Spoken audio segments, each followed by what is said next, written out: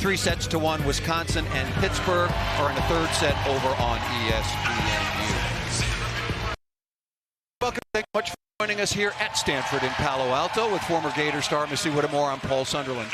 When you looked at this match in years past and you just said San Diego versus Stanford, everybody would go, that's a mismatch. This is a mismatch no more. Tell us why. Absolutely not. San Diego was barely edged out by Stanford as a top 4 seed, and I think because of that, you're going to see a San Diego team on a mission. They have a huge opportunity to prove they belong on this stage. However, Stanford is a team who is playing like they are ready to reclaim their rightful title. Thursday marked their 135th NCAA tournament win.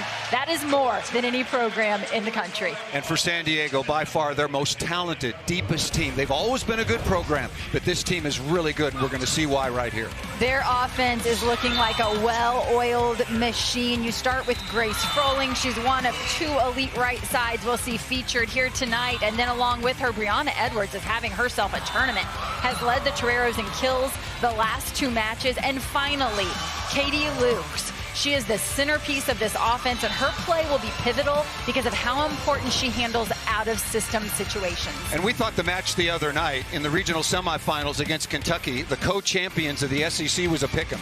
It was all San Diego. Gabby Blossom led the way. As a team, the Toreros hit 327 and dispatched Kentucky, a usually very, very good team. For Stanford, the unstoppable Kendall Kipp, and she gets a lot of help, but she is the main weapon for the 9-time champs. Absolutely. Kendall Kipp has been the problem that no one can solve all tournament long. Her 4.5 kill per set average on the season is nearing a gaudy 6.5 kills per set in the tournament. Stopping her is probably not an option, but if anyone can slow her down, it may be this big physical block of San Diego. As a team, Stanford's hitting 371, 4th straight match over 360, really hitting their stride thanks to the wonderful play at the setting position of Cammie Minor. And Kendall Kipp hit 472 the other night against a very game team from Houston. She's hitting 509 so far on the tournament. We're set to go. Stanford in their home white uniforms. USD has not lost since at Louisville back on September 2nd.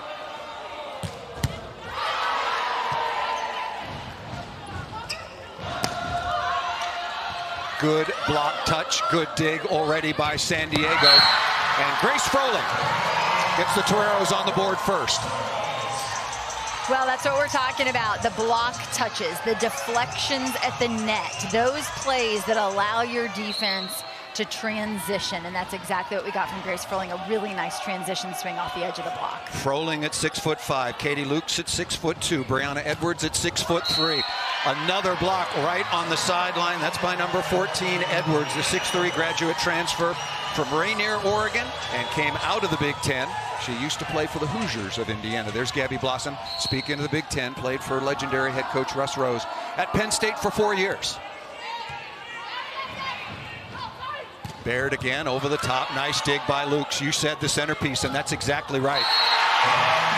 Stanford's got some answers too, however. 6'6" Sammy Francis back healthy and in the lineup for the Cardinal. Certainly worth noting, the first time we saw Sammy Francis in this tournament, the first time we had seen her since October actually, was Thursday night against Houston. A little bit of a slow night for her, but I think it was really important for her to get on the floor and get her feet wet prior to this one. Defensive specialist Kelly Bellardi, 5'9" freshman out of Manhattan Beach, on to serve.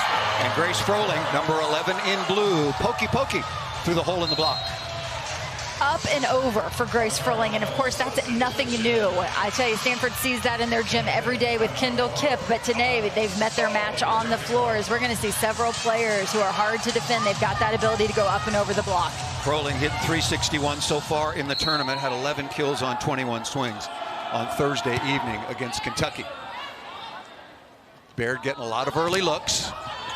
Good cover by Minor. Over the top of the block, might have been out of bounds, but not sure about a touch. Maddie Allen in the backcourt defensive specialist for San Diego missed the stab. And Paul, you touch on one of the early tendencies, or perhaps not tendencies, but strategies we're seeing from San Diego as they go after Katie Baird and serve receive. She's handling herself quite well. The Torero defense has just been a little better. Froling with the rip, but beautifully dug in the backcourt. And Rubin again. Aaliyah Rubin, one of the top freshmen in the United States, back there. It's nice offense. Vicini out of the middle. Took a couple of chances. McKenna Vicini, 6'2" redshirt junior out of Lexington, Kentucky with the kill. And both of these offenses are going to be dominant from the pins. Their pins are going to get a majority of the looks, but you got to credit Cami Minor there, knowing when to go to Vicini in transition, finding kills in the middle. Love that. Pac-12 Freshman of the Year last year, Pac-12 Setter of the Year this year. Nice touch by Vicini.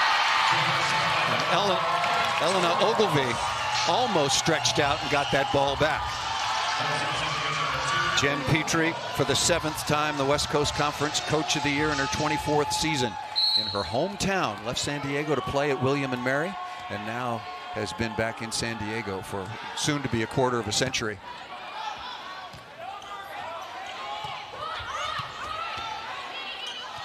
Blossom with the first touch, and Katie Lukes is roofed. Lukes working against Baird, and that did not get by. There's Kevin Hambley in his 6th year as the head coach at Stanford, Pac-12 Coach of the Year, 2018-2019 a national champion. Went out in the 2nd round last year, and because of COVID did not play in the 2020 season. Lost to Minnesota in the 2nd round last year on the road. 27-4 on the year. They've won 21 in a row. Shank pass.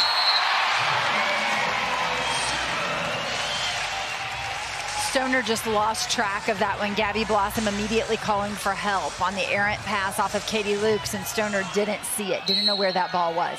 Lukes was absolutely excellent in reception the other night against Kentucky. That is a very rare miscue in that phase of the game for number 18 in blue. Coming at her again. Froling. Vicini's off to a really nice start, really bouncy in the middle for Stanford, number 14. Yeah, she's doing a great job of closing early, giving herself time. She sees the set, chases, and look at the hang time. As you said, I like that bouncy on her way down. Taps that right back at San Diego. And we talked about the size of San Diego. The size of Stanford goes without saying. 6'6", 6'5", 6'3", 6'4". That's a really good swing. Grace Froling once again coming right back, averages 3 kills per set, hitting .326 on the year, and for the 3rd time, first team all-conference. Nice delivery from Gabby Blossom. She disguises that so well, sends it behind, and then the high flat swing from Froling, really hard to defend. Boy, we've seen a lot of wonderful play at the setting position throughout the course of this tournament. We've got 2 of the best here tonight. Aaliyah Rubin with a one-on-one rip. It's the early balls to the middle to Vicini that set this up. So this is several plays in the making, and then you see Cami Minor float one past Vicini, and it's a one-on-one opportunity for the freshman, Aaliyah Rubin, who capitalizes. There's Ogilvie, libero, outstanding passer out of Honolulu, and just a brilliant performer at the libero position. That ball missed out of bounds, unforced error by Haley Stoner. But you see the ability of Gabby Blossom to create tempo. She takes that pass and just shoots it back to the right pin. A really fast, flat slide. Ogilvie had 15 digs and 3 aces the other night against a very good team from Houston. Tough serve.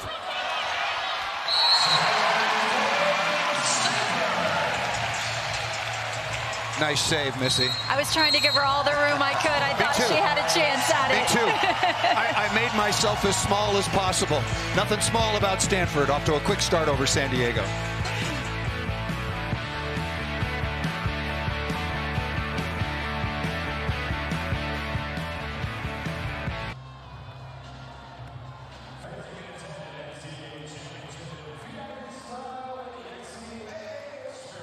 Us kings skip lunch, been hungry for hours. Whopper, Royal Crispy, you know we got ours. $5.99 each, 2 meals to devour. Next one's on me. At BK, have it your way.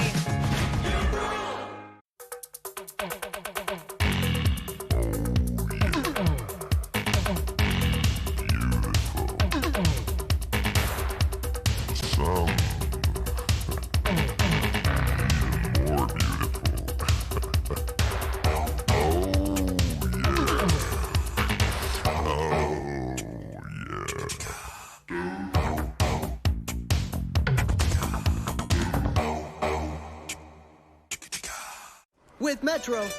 Imagine even more savings in more video calling, more sharing every memory. So happy together. Get a free 5G tablet only at Metro.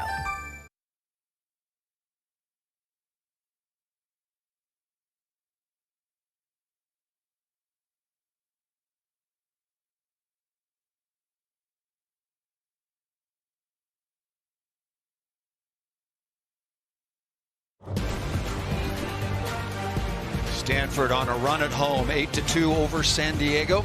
Longest active win streaks in the country. Wisconsin may be in a little bit of jeopardy. Pitt Panthers doing a very nice job on the road in Madison. One of the things we talked to the Stanford coaching staff, particularly Kevin Hambly, about, he didn't think Kentucky did an effective job of putting a lot of service pressure on San Diego the other night. He said that was something that they were really going to focus on, and it's been to good effect. What does service pressure do to a team over time, and what is it doing right now to San Diego? Initially, it pulls your setter off the net. When you pull that setter off the net, all of a sudden you're out of system. You reduce the number of options offensively. That's going to make it a lot easier for that big Stanford block. And right now, Ogilvy just doing a great job pressuring these San Diego passers. The lead for this one in Stanford has happened at the service line. Mentioned setter of the year, player of the year, Ogilvy, the libero of the year in the Pac-12 conference. One-on-one. Gabby Blossom can get the job done at the offensive end, but a perfect pass. You said it. That is the opposite of the setter being drawn off the net. That is a pass right into the hands of Gabby Blossom. And what a beautiful job she does of shooting it out to the left pin, where they get a good one-on-one look. Lukes was served 22 times the other night and was expert in receive, went along with 10 kills on 20 swings. Number 10, right back at you, Kendall Kipp, player of the year in the Pac-12 conference. Not enough on that serve from Lukes. That was too easy for Stanford. Kevin Hambly telling us that even at 6'5", Kendall Kipp is the fastest athlete on this volleyball team. When they have races out on the track, she always wins. Edwards with a big swing. Brianna Edwards, 6'3" grad, mentioned out of Indiana, and she carries a huge load. Got off to a slow start the other night and really responded as the match went along. Look at this, Katie Lukes. They continue to go after her. Stanford is determined to wear her down, making her pass all kinds of balls. That one up high and right back, and Gabby Blossom saves it. That ball set way too far off the net, up into the block to reset. And the setter, number 2, Cami Minor, will take care of the rest. Not good ball control. Poor first contact and a poor set that time by number 9, Bennett. And Cami Minor at 6 foot is really a smaller blocker on this Stanford team as their setter, but boy, is she physical. Stanford trailed right to start this match, but they have, at the moment, taken control, already forced one timeout from San Diego, and now with another service winner, Missy lead at 13-7. Stanford serving is elite right now, and interestingly, this is a team who missed 20 and 23 serves early in the year in matches against Florida and Nebraska, and yet they won those matches. And a lot of talk about too many missed serves, and Kevin Hambly said, I don't think so. He said, if you don't serve tough, no chance. What a dig by Rubin in the middle back. Stanford is serving rockets right now, already with 3 aces. Lukes with a good response. That's away from one of the best liberos in the business in Ogilvy. Speaking of rockets, it's one from Lukes right there, but how about the dig from Rubin? She's playing some really nice middle back and not letting anything fall. And then we talked coming into the match that Lukes would be so important because they'll go to her out of system, and that's a great example of that there. Another relatively easy serve, and that ball ripped down the line. Sammy Francis, you mentioned it. She didn't play since October 23rd at USC. Out with an undisclosed, it wasn't an athletic injury, and is now back in the lineup. She had not practiced once, touched a volleyball since that time up until Wednesday. That was her first practice. Shaking off some of the rust and doing it nicely.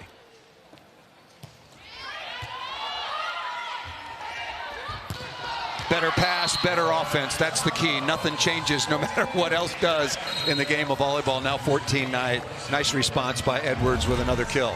Yeah, no surprise. Edwards continues to have the hot hand. She's had a fantastic tournament. Numbers better even than regular season.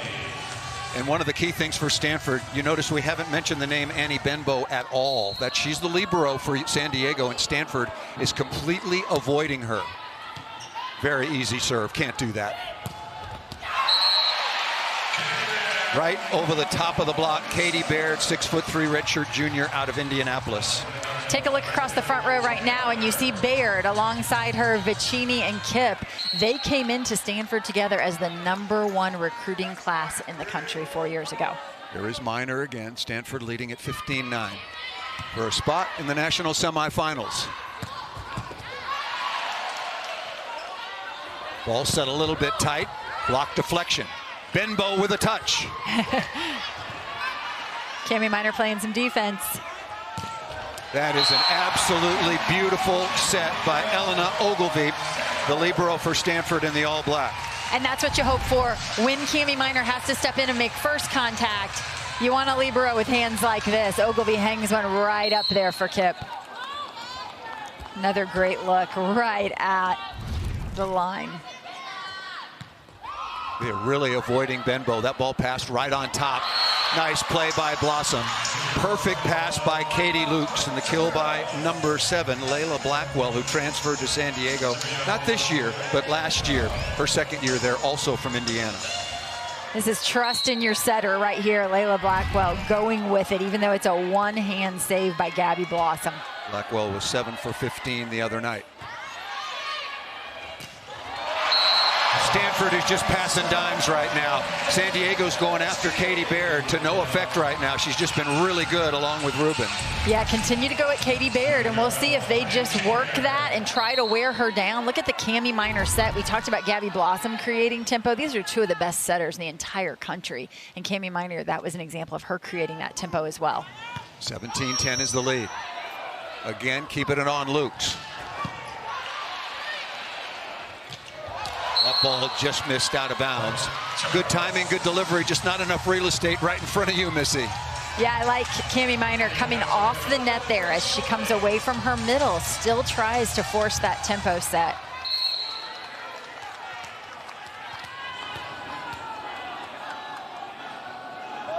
Froling for San Diego.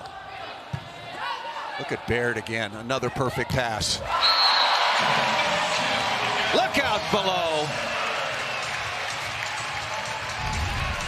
Kendall Kipp, if you think you misheard, you did not. Nearly 6.5 kills per set in tournament play. Phenomenal. Hitting 509, and I hope the crew is here from Sport Court. They're going to need to replace some of these tiles. What a beautiful play. Into the gap, little shoot set to #18, Lukes, and Gabby Blossom with a perfect delivery. Incredibly accurate, Gabby Blossom, as she's coming off of the net. They go to that gap set. It's a really fast set between the middle and the outside. Torero's doing everything they can to find some space between that big Stanford block. Kylie Priest, 6'2" junior out of San Juan Capistrano, or #3 in blue, on to serve.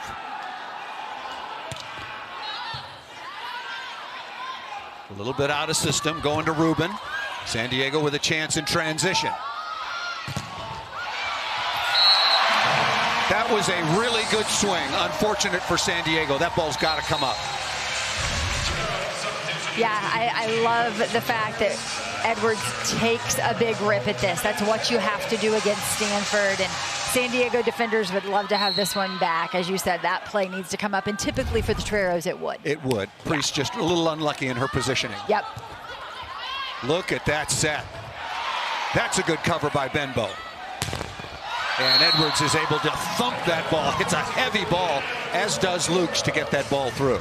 Edwards not backing down. No tip here. Edwards keeps blasting at that block and is able to find a little crease there between Minor and Sammy Francis. It's interesting about Stanford. They come in with another wonderful record, 27-4, 19-1 as the Pac-12 champions. But they took some lumps early. We'll talk more about that as this match unwinds. They played a pretty tough schedule, mind you. One of the toughest. As did San Diego. That ball missed out of bounds. Coming on to serve for San Diego is Alex Hoagland, backup setter. Berkeley, California. There was a touch detected there, so it will be Stanford's ball. Mentioned Stanford. They lost to Texas here, lost to Penn State in Minneapolis, lost to Louisville on this floor. Very, very close matches indeed. And then were swept by Oregon up in Eugene. And Kevin Hambly talked about the early season. He said in the spring we were learning what system we wanted to play. Now we're learning how to win matches. And it's been working pretty well lately. Yeah, he said the growth of this team has really come in their ability to compete, their competitive maturity over the course of the season. And a preseason schedule like that will teach you how to compete real quick. Another wonderful swing by Lukes, 429. So efficiency 4 of 7. Stanford is looking to get to the national semifinals for the 24th time. Gabby Blossom and San Diego are hoping for their first. They got to get off Baird. She's passing perfectly. Good read by Blossom. Legally off the scoreboard.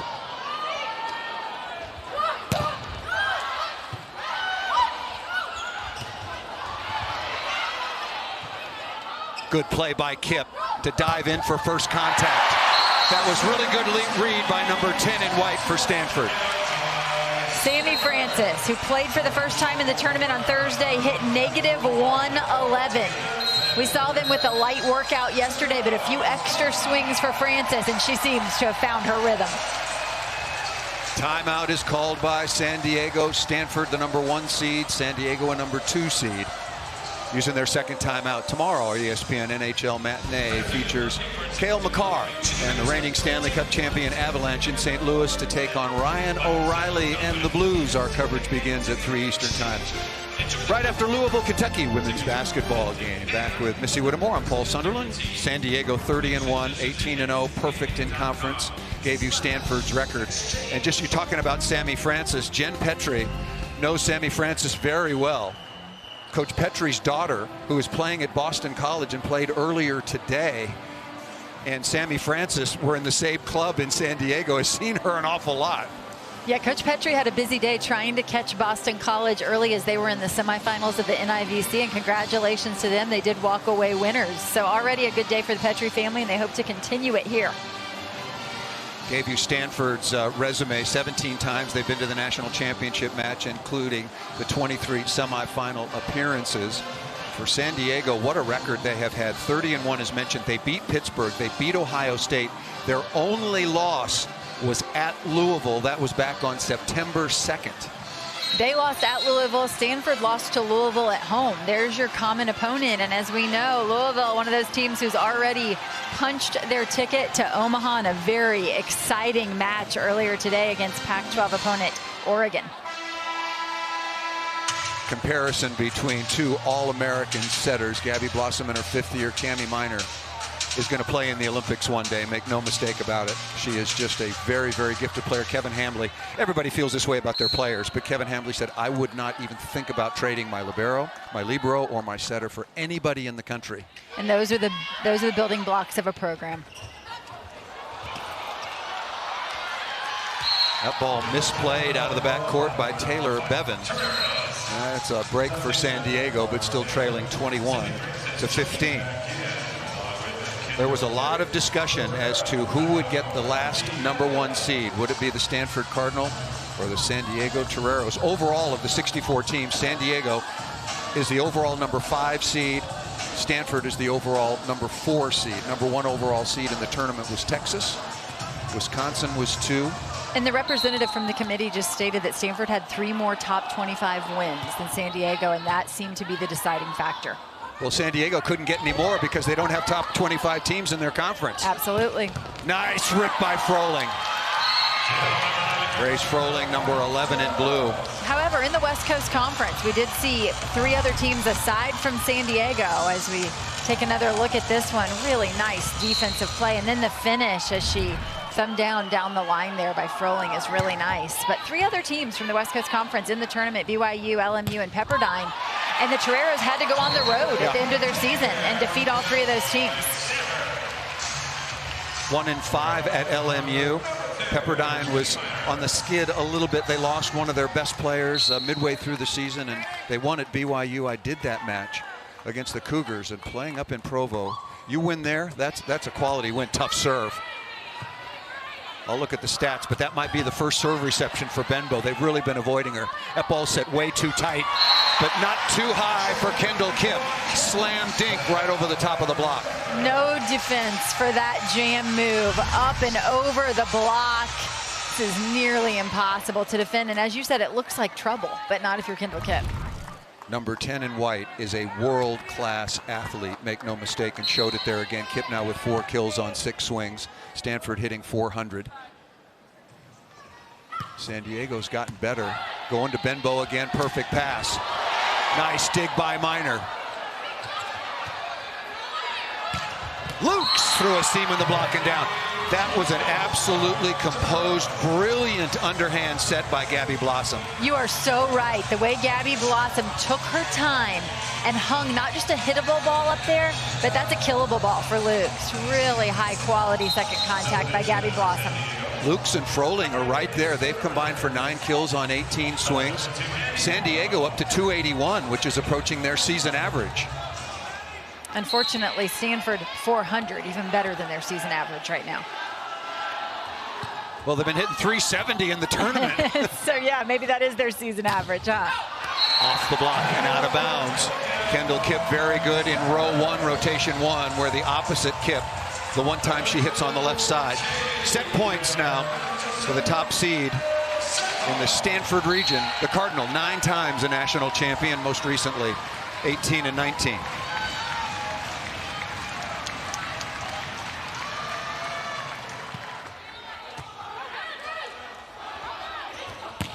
Froling over the top of the block and off Minor.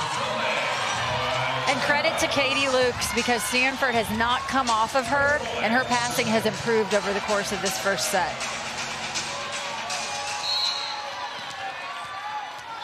Set point number 2. Kipp will hit on the right side.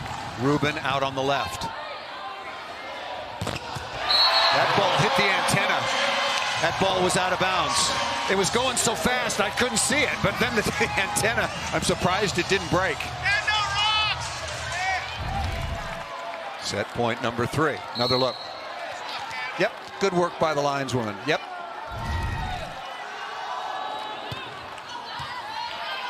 Good pass off a very tough serve, and that ball's down. McKenna Vicini out of Lexington, Kentucky, adding a little more offense to the mix. And a fun day is winding down. It was certainly fun for the Louisville Cardinals as they advanced to back-to-back national semifinals. Over on ESPNU, Wisconsin trailing Pitt 2-1, but up 19-14 in the 4th. Texas very, very impressive. Much improved ball control and setting. And Asia O'Neal just lit it up blocking, and Stanford has the better of it in the opening set, 25-19 over San Diego, and the numbers don't lie. Kendall Kipp lighting it up once again here at home. Yeah, you see 5 kills already in that first set. Again, better than her season average of 4.5, which is ridiculous to begin with. And here in the tournament, she is just lighting it up. Stanford hit 394 in the opening set. San Diego hit 303 after a relatively slow start. But what about the passing story and the serving story, where teams are going after the opponent? Well, pretty interesting. We touched on it early. Katie Lukes of San Diego has passed 11 balls in serve receive. Stanford just going at her, and the same can be said of Katie Baird of Stanford. So those two carrying a heavy load, and that was a part of the story early for San Diego. Didn't handle serve well. Stanford has been very aggressive from the service line. Wonderful pass, nice play on the slide. Layla Blackwell with the kill. Good pass, good outcome. Funny how that works.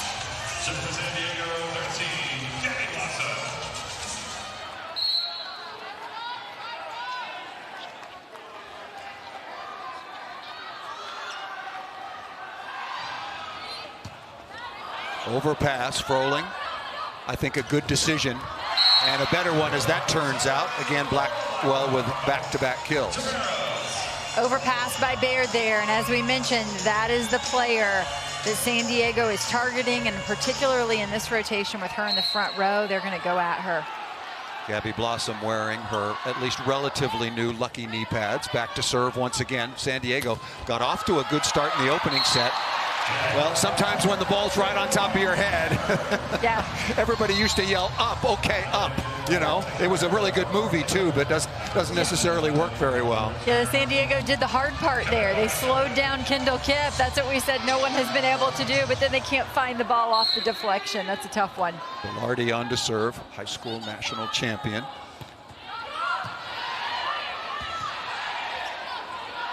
Tough swing. Froling going over the top. Nicely done. Rubin out of the back row. Block touches for San Diego. Good quality.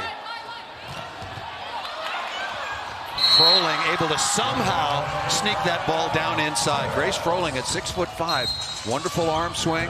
Has a year possibly to come back if she wanted, but she's already decided that she's going to turn pro.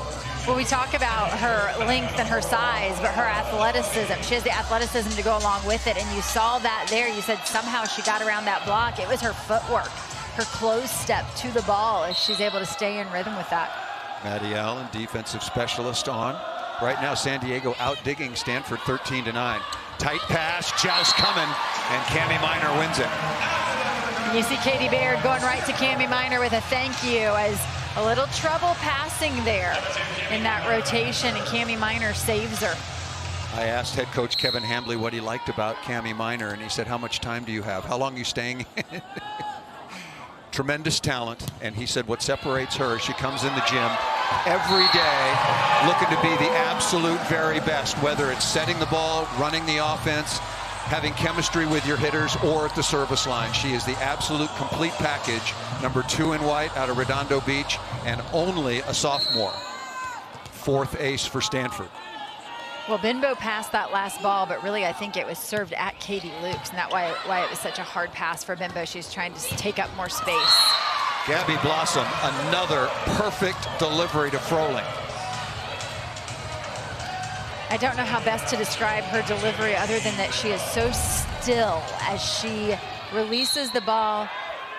You just can't tell where she's going to go with it as a middle blocker. She leaves you chasing a lot of balls. Good read by Ogilvie.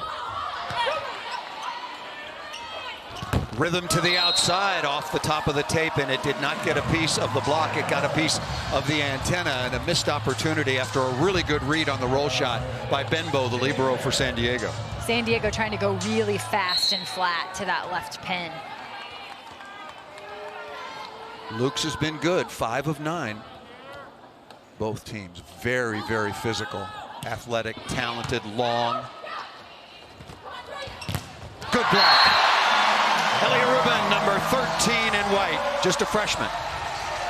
Luke seems to have really found a passing rhythm. This is a nice ball to Gabby Blossom. She's got 3 options.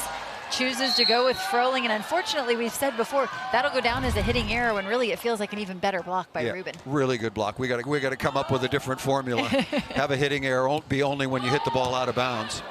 Rubin, who just stuffed that ball, still playing with a very sore left pinky, broke her left little finger. She said, I talked to her about it yesterday, said really a bad blocking move. I reached out, and this hitter for Utah, who really's got a gun, just about ripped my finger off. So it's heavily taped, but she's feeling better. Double contact called on Gabby Blossom there as she tries to set that ball with her hands going to the floor. 5-1 run now for Baird and Stanford.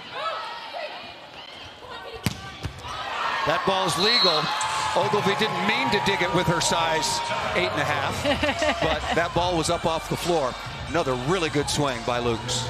Lukes just absolutely unloads on this, and she's able to because the middle block can't close. Again, the speed that the Torreros are playing with at the left pin, they are going very fast to the left pin, trying to beat this Stanford block. That ball just drifts over the end line. Grace Froling. Boy, I don't mind that miss whatsoever if I'm Jen Petrie or Alfie Ref, a fine assistant coach.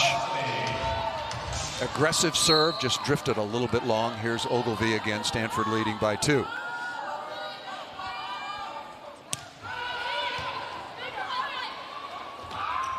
Lukes is roofed.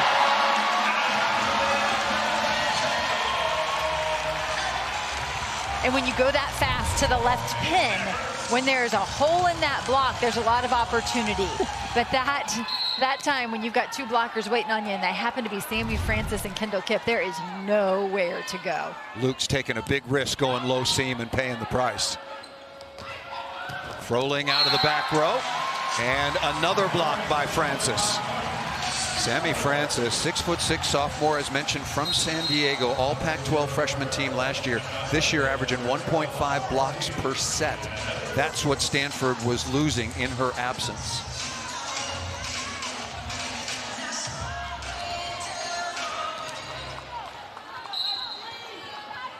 Fifth set in Madison between the Pitt Panthers and the Wisconsin Badgers.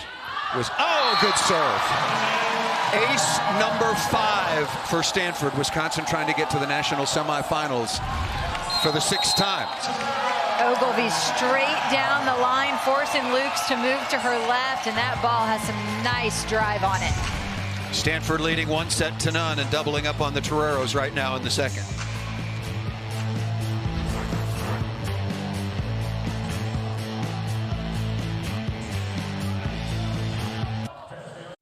Chicken, chicken, chicken, chicken, Italian spicy bacon chicken. Take one bite and it all starts clicking. Crown up my day at BK.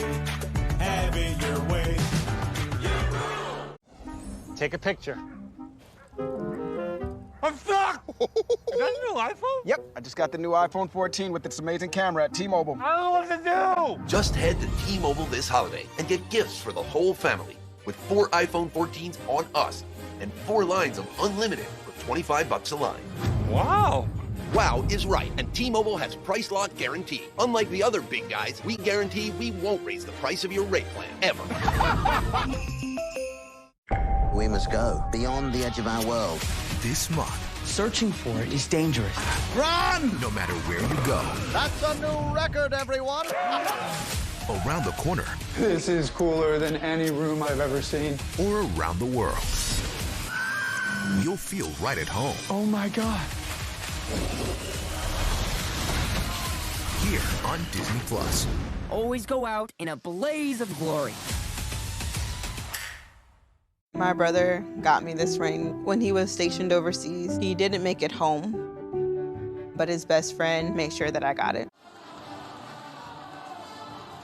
Coverage of the Division I Women's Volleyball Championship continues Thursday with the national semifinal matches starting at 7 Eastern Time on ESPN. For more information on match times and listings, visit ncaa.com, home for all 90 NCAA champions. Back with Missy Whittemore. I'm Paul Sunderland. A look from behind, see what kind of challenge Ogilvy, the libero, after the ace, dials up and keeping it on Katie Luke. She is indeed the target. Look at that perfect dig. Bennett for San Diego, and then Katie Lukes. She went a little bit higher seam, didn't challenge low, and squeezed it through Francis and Kendall Kipp. That was a bit of a scary look. I didn't know if there was room there, and I could tell she was going to go with a big rip, but just enough space. She squeezes it through. Lukes likes to go fast, and it requires Gabby Blossom to go with different paces. Nice pass by Rubin. And a block.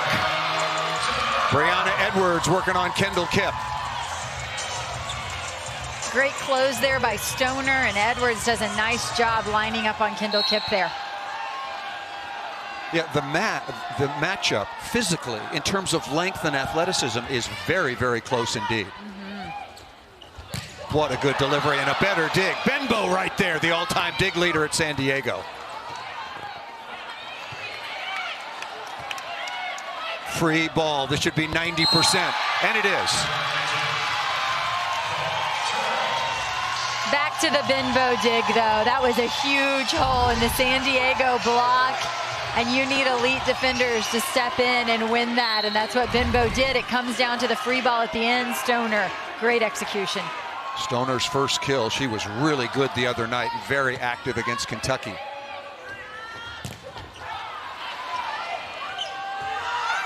Edwards again inside. Look at the dig by Ogilvy.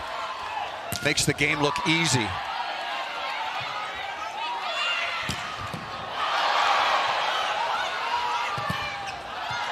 Good high swing, recycle, restart the point, out of the back row.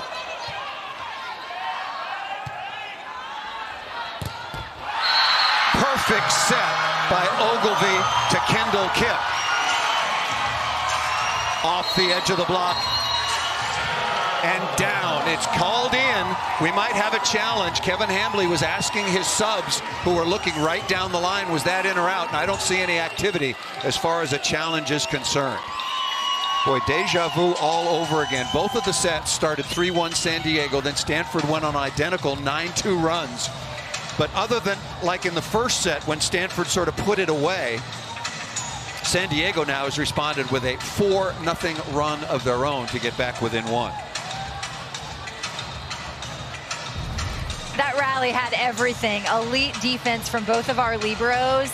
Also great second contact from both of those players as well. Stepping in, hanging high balls. And there is the final block by San Diego. Yeah, that ball is inbounds. It was a huge rip by Kendall Kipp. And when you hit it that hard, it comes back at you pretty fast. Kendall Kipp has been blocked twice right now in this last little stretch. So that's got to give San Diego a lot of confidence.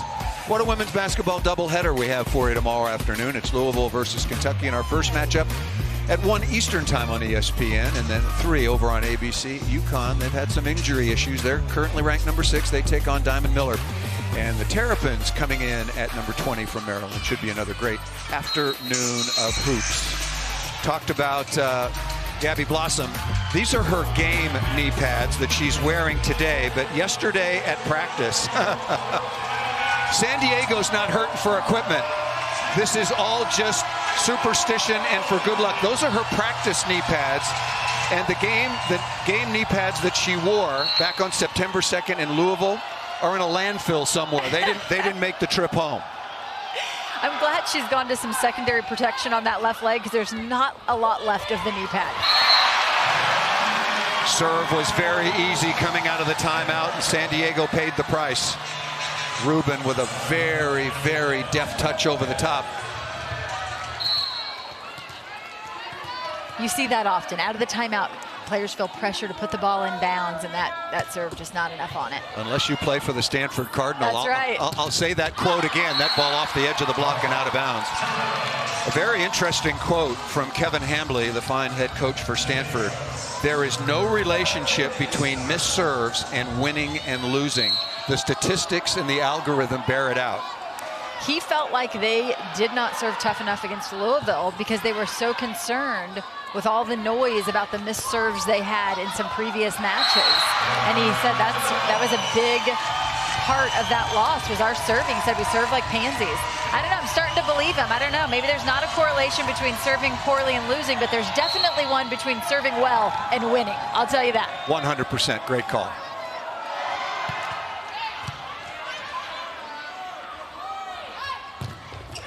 Big block, free ball. Oh, I thought San Diego was going to have to play the ball again. Let's look at the blocking numbers. Stanford has 7, and now San Diego has 5. Early on, we saw San Diego getting some deflections, some touches, but now, here in the second set, that big physical block of San Diego starting to score some points. That was Blackwell, number 7 at 6'4", on the overpass.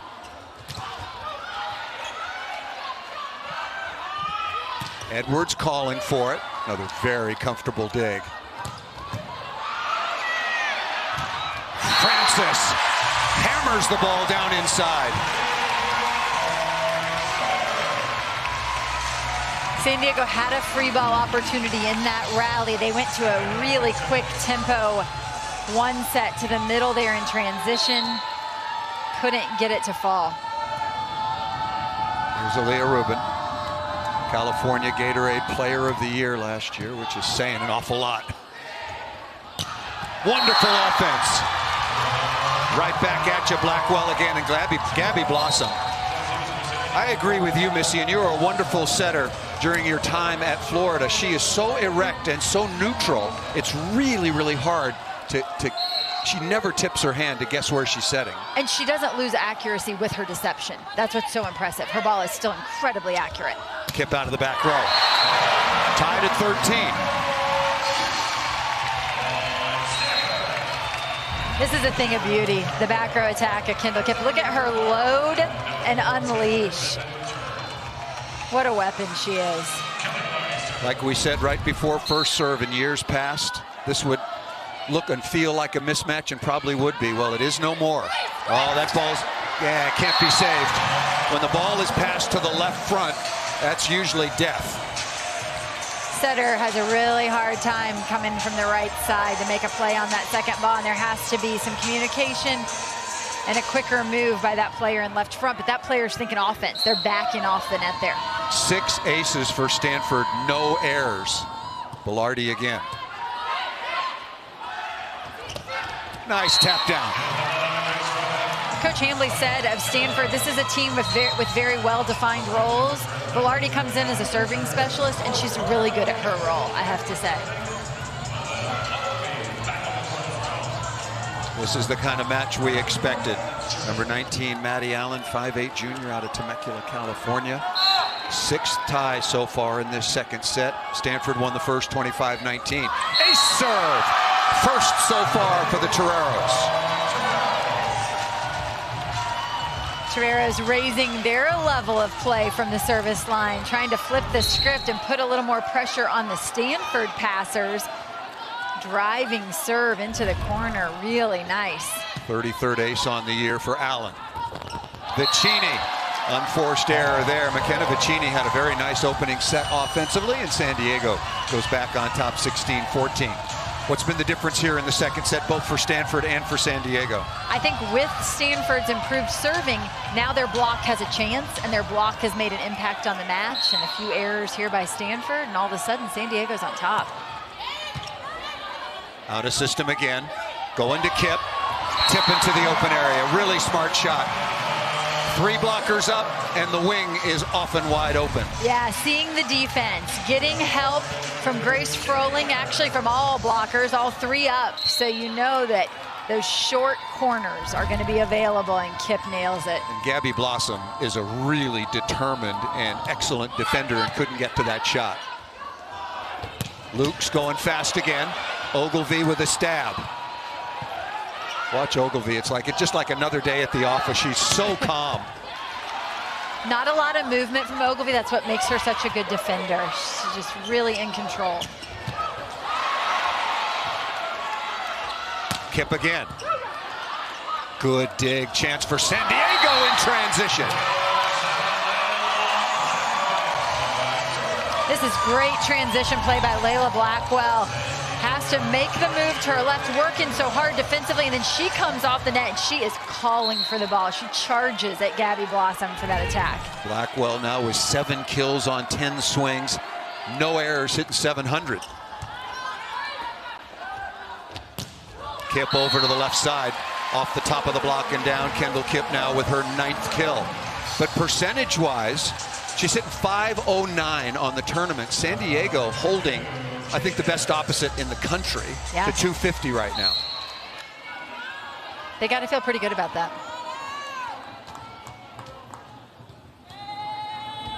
I don't think I hit .509 in warm-up. She said .509 against a pretty with good... an empty net? Yeah. I had trouble doing that. Nice play. What a quality shot. Even Eleanor Ogilvie could not get to that one. The shot quality was so good by number 11, Froling. We've got 2 elite opposite attackers in this match tonight. What fun. Kendall Kip, Grace Froling. Incredible. I misread Kip's numbers after that last kill. Overpass, straight down to the floor. San Diego, the Toreros with some real momentum here in the second set, and forcing Stanford to call a timeout. We'll step aside. The Torero Coach Petrie said, we are hard to scout, hard to defend. And you see right there, not bad numbers from San Diego really in the first set. Stanford was just elite at 394.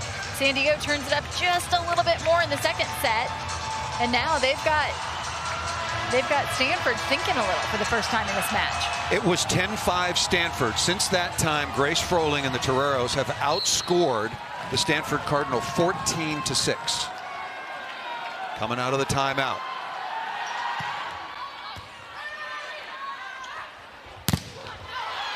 That's by Kendall Kip off the block and out of bounds. I said 250. I misread Kendall Kip's number. She's now just a little bit under 300. It'll update. Oh, She's only hitting .333 now. She climbed out of that hole pretty quickly. Wisconsin was trailing 7-3 in Madison in the 5th set. This has been a good rotation. Ogilvie serving and working on Luke's perfect pass. And that ball tucked down inside Francis.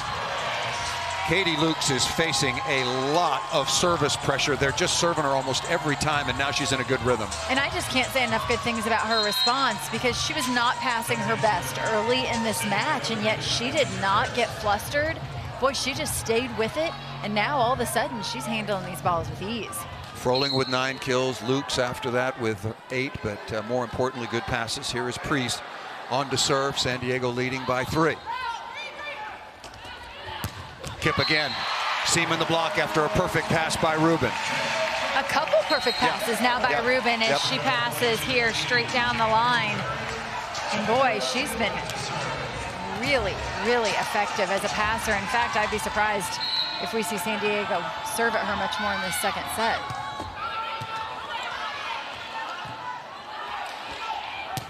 Edwards somehow finds a small seam in the block, and they get Kendall Kipp, who Kevin Hambly told us yesterday was Stanford's best server among a group of really good servers. They get her off the line.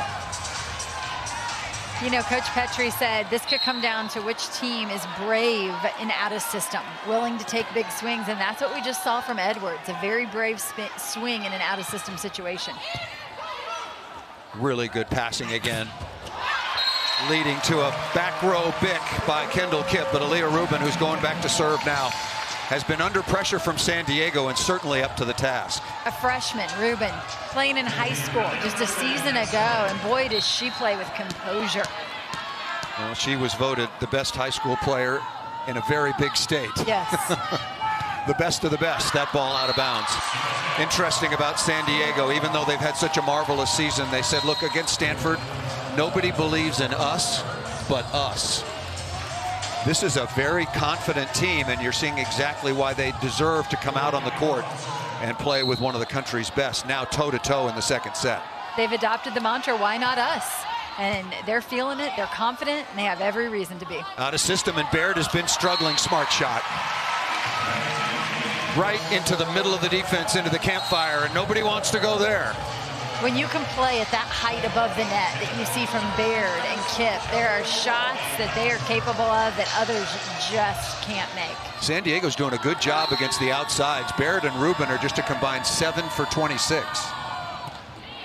Velarde, easy serve. 1-on-1, and Edwards has got a rocket. Edwards continuing to shine under the lights. Saved her best for the postseason, that's for sure. Edwards now with 6 kills. We've seen really, really good setting all day long. We're seeing really, really good setting tonight in Stanford. Easy serve, too easy. Good block. Froling at 6'5", closing the seam. Set points now for San Diego. Baird is struggling offensively. Just 4 kills on 16 swings, make it 17.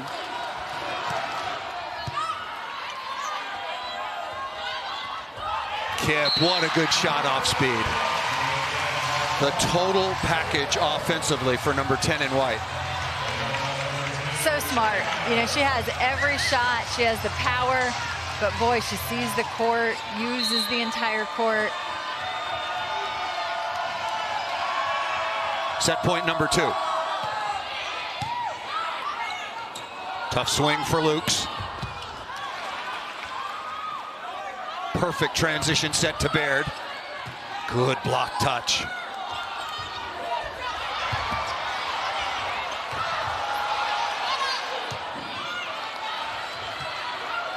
Where does Blossom go? Quickly to the outside. What else have you got? Ogilvie with a dig.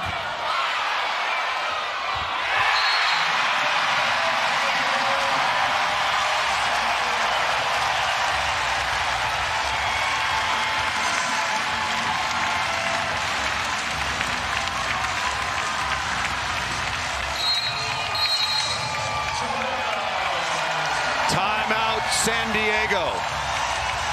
What a dig by Elena Ogilvie. Just makes the game. She is so soft in all of her movements. I mean, look, we've seen really good play all day at all the positions, but Ogilvie is maybe in a class by herself this year. And if you're San Diego, you have to call the timeout there, but boy, you don't want to change much. That was fantastic volleyball on both sides of the net. I mean, it took elite plays to end that rally. Both teams playing at such a high level. Another look at the dig by Elena Ogilvie out of Hawaii. Just what a good read. She's in the perfect spot. And the setting on both sides of the net in that rally, giving their hitters those looks. It just, it takes defenders like Ogilvie and Bindo just stepping in and playing balls up not just up, but with control. I think that's the difference in this match, is we've seen Bindo and Ogilvie play balls up with control, that they can actually transition. It's been phenomenal. Third set point for San Diego. Where do you go if you're Gabby Blossom, if you're in system? I like Froling here if you're in system, and I'm taking a look at how they line up coming out and serve, receive, but I really like Froling here. Philosophically, Cami Minor's not going to come out of the timeout and throw over some little lollipop. She's going to serve hard. Right. That's just how they roll. Third set point. Stanford up 1-0.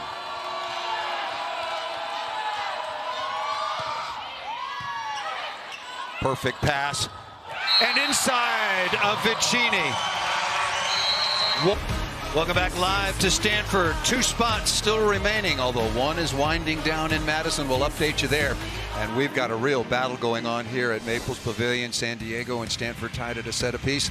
Louisville has moved on, as have the Texas Longhorns. Pitt trailed 7-2 in the 5th set. They now lead 12-11. 12-all now, thank you very much. Pitt and Wisconsin tied at 12-all in the 5th set on ESPNU. Back with Missy Whittemore, I'm Paul Sunderland. What an opening couple of sets. Stanford was Stanford in the opening set, but you know what? San Diego was San Diego in the second. That was the difference. We said that this was no longer a mismatch, that San Diego was that good. They really do believe in themselves, and it showed. Yeah, and other people are going to believe in them after that second set. Stanford sides out only 58% in set 2, and that had a lot to do with the fact that San Diego came back and matched what Stanford was doing from the service line. Katie Lukes for San Diego was brilliant in the regional semifinal in Kentucky and has kept that level very high. She does so much for this Torero team. You're right. We're going to see the 8 kills here. The fact that she's hitting 278, but she does do so much. Really, what she's done for San Diego in this one is passed a whole lot of balls. Stanford has gone after her, and after a shaky start, she has righted the ship. Of course, for Stanford, Kendall Kipp, we said 5 kills after set 1. Guess what? 9 kills in set 2 alone, and still San Diego finds a way to win that one. It says a lot about that San Diego block and the deflections that they were able to create. But Kendall Kipp hitting .435 in this match. But Kendall Kipp needs some help. This Stanford team is superbly talented and balanced, but Katie Baird is 4 of 17, and Aaliyah Rubin is 3 of 11, both of them hitting 182 and 118 respectively. Kipp needs some help because this San Diego team is the real deal, as we have said many times. I thought they should have gotten the #1 seed. I thought they should have been. If you just took the names off the pages and you look at just the resume, I thought that they had done everything they possibly could. The committee thought otherwise, and here we are matched up. But I thought San Diego had earned the right to play a match like this on their home floor. And it's such a well-balanced offense. That's what makes San Diego dangerous. I totally agree with your point that Kendall Kipp needs some help as we've watched the matches throughout the day. I think the one thing you can take away from it is you can't win these matches today with one attacker.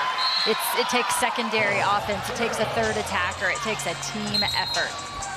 San Diego 30-1 on the year. Their only loss back on September 2nd at Louisville. 18-0 in conference. Just a tremendous season, and under Jen Petrie in her 24th year, San Diego has been a good volleyball program for a long time. But it took a while to get it out of Coach Petrie, but she said, yeah, okay.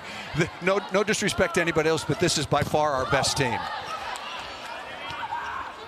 Lukes looking to go fast. Man, she hits the ball hard. San Diego starting to get to Kip a little bit. And Grace Froling off the right side. Gabby Blossom nearly in left back. It falls to the floor after she makes second contact. But what is so amazing about Gabby Blossom is that no matter where she is, the ball is hittable. It is such a beautiful second contact. It's the knee pads. Can't pass here. Give you some important numbers from that second set after this point. What a good adjustment. Did you see that last little move by Blackwell? Away from Gabby Blossom to create some space. Beautiful play by number 7 in blue. As Gabby Blossom is coming off the net, she gives herself some space so they've got a better angle to connect there. Free ball, gotta have it, and Gabby Blossom finds her middle. Did you see that little drift? Yep, just that little drift to the left.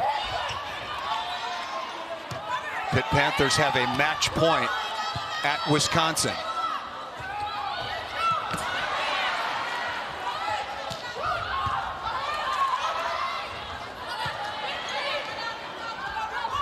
Baird looking for high hands and got a touch. A touch off the top of the block. Nice swing by Katie Baird. I think there's a chance we could get a challenge card here. Oh no, Grace Froling owns up to it. She tells Coach Petrie, save the green card, Coach. I actually did get a piece of that one. And congratulations to the Pitt Panthers, who have defeated Wisconsin in Madison 15-13 in the 5th. They'll be in the national semifinals for the 2nd straight year. Grace Froling again, 12 kills on 23 swings. Gabby Blossom to the floor again with a sensational set.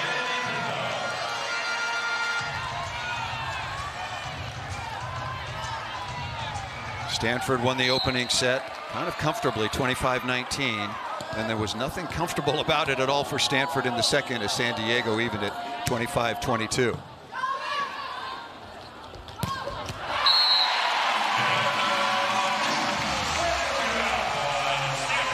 Welcome those of you who are watching the Pitt Panthers survive and advance over the Wisconsin Badgers in Madison, 3-2. We're live at Stanford, and what a match we've got going on for you here to close out a spectacular day. I'm Paul Sunderland, joined by former Florida star Missy Whittemore. Stanford won the opening set 25-19, and then San Diego, behind Grace Froling among others, came right back to take the second 25-22. Down the line, Cami Minor just about saved a trip to the doctor. That was down the line, Katie Lukes with her 10th kill. The balance we're getting right now from Gabby Blossom and the Toreros is really what makes this San Diego team so hard to defend. You've got Grace Froling, 12 kills, Blackwell, 9, Katie Lukes, 9, Edwards, 6. Blossom spreading it around. Kendall Kip is roofed. San Diego's size is starting to get to the best opposite in the land, number 10 in white. Still having a spectacular match, but now they blocked her 3 times as San Diego. And this is Lukes alongside Stoner, who might be the smaller blocking combination that you're going to see from the Toreros there at the left pin, but really well played.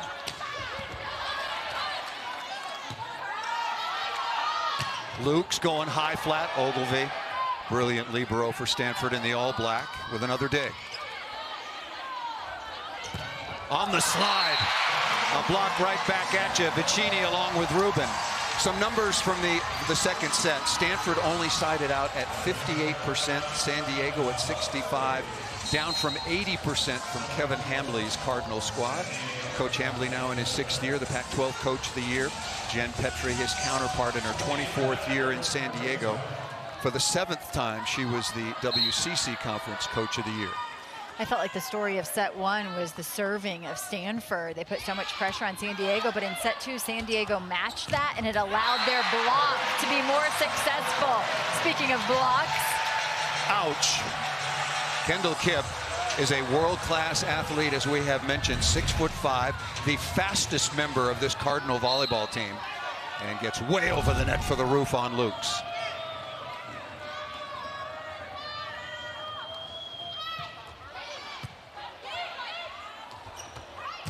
Edwards on the pipe.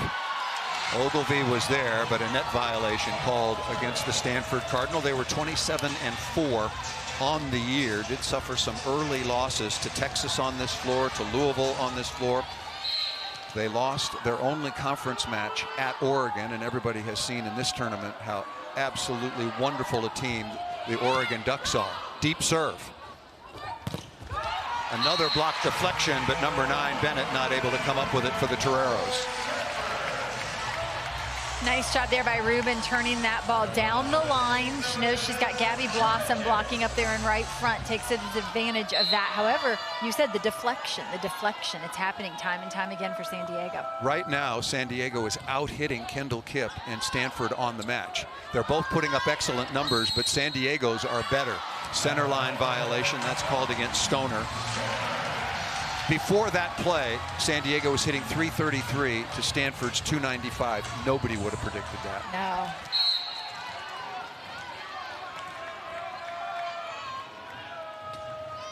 No. 4-1 run now.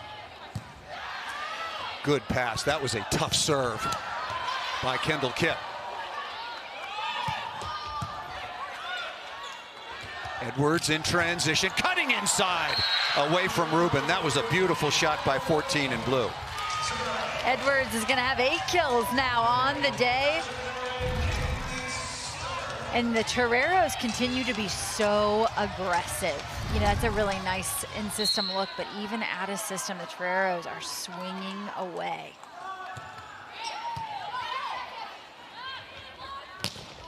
Another good block touch, but not going to be able to be saved. San Diego is doing a really good job getting in front of all of the hitters, including Kendall Kipp. Yeah, and that first touch by San Diego, that was a nearly a diving save to keep that ball in play, was from their middle blocker who was serving. That's what's different about this San Diego team, as mentioned, and it's not hyperbole. They've always been really solid, but now they have the athletes and the size to compete with the best teams in the country, as you've already seen, as we're tied at a set apiece. Another ace. Stanford now with 8 aces against 1 error. Rubin back at the line once again.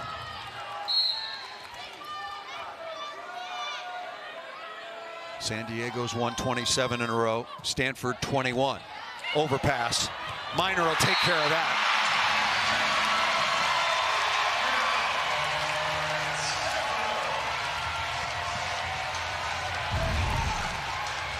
Rubin drives one into the corner. Bennett twice has been targeted here. They've found a spot they like. They've moved Bennett out of the receive. They're going with Lukes and Benbow, but they still get the ball on Bennett. Good serving and better hitting. You can hear the touch down the street, down El Camino Real, which borders the Stanford campus. Bennett going high hard. Excuse me, not Bennett. That, of course, was Brianna Edwards. Some really difficult serves put right on Bennett, the freshman, and boy, does she come through that third time, hanging one up there. Both teams in a good rhythm passing right now, and they're Katie Baird very comfortably going right over the top. And that's over the top of Froling, by the way, who stands at 6'5". These athletes play the game really high above the net. Baird, a returning redshirt junior, second-team All-American the last couple of years on the All-Pac-10 team. There was Froling, really good on the right side. This is rotation 1. She'll have to hit out on the left. Baird again. And off the edge of the block and out of bounds. Baird's made a nice adjustment because she was off to a slow start. She's now 7 of 23, hitting about 200. We were saying coming into this one that Kendall Kipp needed a little offensive help, and here come her left sides, giving her just that. Kipp with 15 kills. Baird second with 7. Sammy Francis with 5. Rubin right now 4 of 14. 7-2 run. Velarde on to serve. Tied at a set apiece here at Maples Pavilion, Stanford, California. That ball missed out of bounds. A rare hitting error that time for San Diego and Edwards. 13-9. Maybe, yeah, timeout. Yeah, good timeout now against Stanford. Nice dig by Velarde, but that was outside the antenna. And a good and much needed side out for the Toreros, again coming in at 30-1, Stanford 27-4, both conference champions respectively. A couple times now out of the timeout, we've seen San Diego go to their middle attack, which of course is a great option. Seems to give them a one-on-one opportunity, but you have to have the pass to do that. And so credit San Diego for another nice pass. DS Maddie Allen on to serve. Another, what a reception. That's going to be a center line violation. The setter, Cami Minor, when she went in to put the brakes on her right foot, violated the center line. So good timeout called by Jen Petrie. Right out of it, back-to-back points to get back within 2.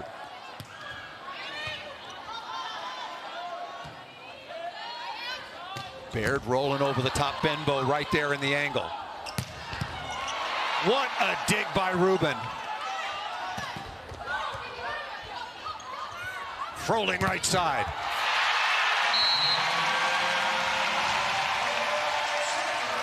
One-on-one, but a brilliant block by Baird. Lukes has blasted some balls that you would fully expect to go for digs, but between Rubin and Ogilvie, they are giving Stanford second and third chances.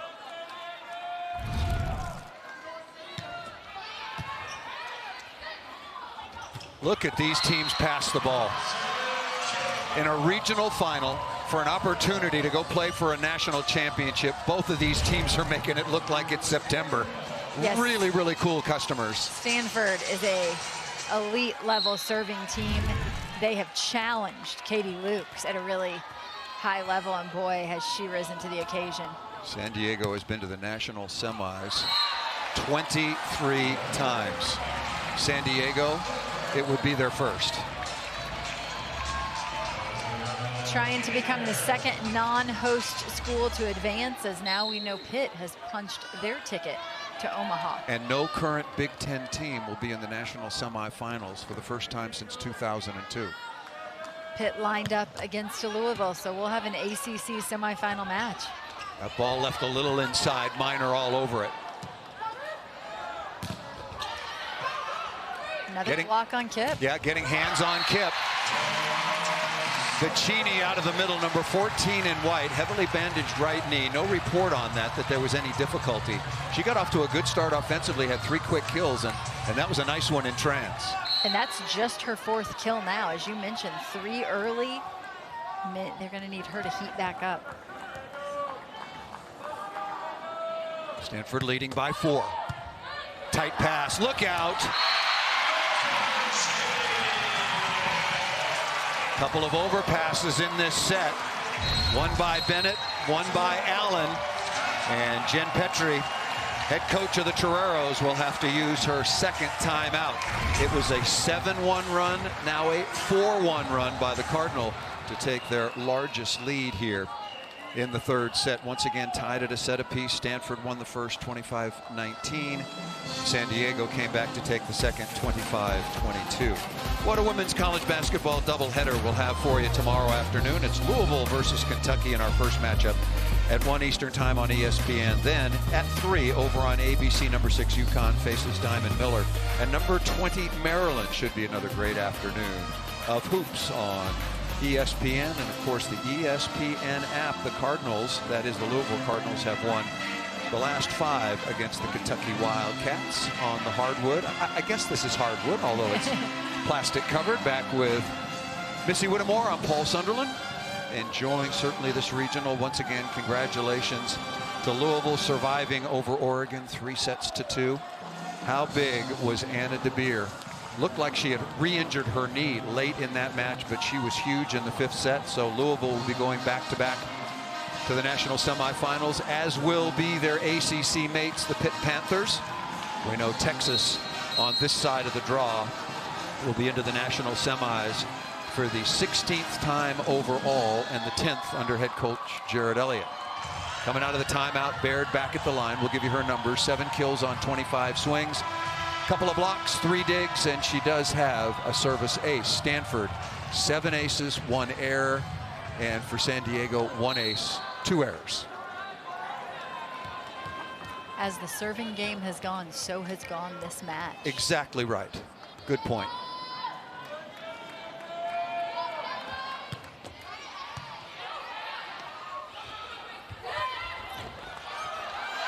Ball still alive, but out of bounds. Good choice that time by Froling.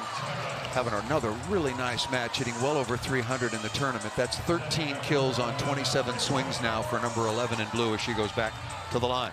Felt like a predetermined tip shot by Froling, but she still had to execute it perfectly against the Stanford defense to get it to fall. She's 6'5" and looking to eye. Look at Rubin, the freshman, come back with a pass. Benbow making a long run. What good location on the off speed from Kendall Kipp. When you play at that height and you can go up and over the block, your defenders have got to be deep in the court. And so she finds that spot just over the top, and Benbow still nearly makes a play on it. 16 kills now, leading all attackers in the match is Kendall Kipp in 367 in terms of efficiency. Blocked again. That's the second time that Kendall Kipp has gotten Katie Lukes here in this third set. Going ahead and bringing Edwards back into the match. A rotation early, and that gives San Diego some offense here out of the back row. Pass first. Difficult to do. Ogilvie is very good. Nice job by Benbow. And another roof. This time by Rubin, and Stanford is running away with a third set.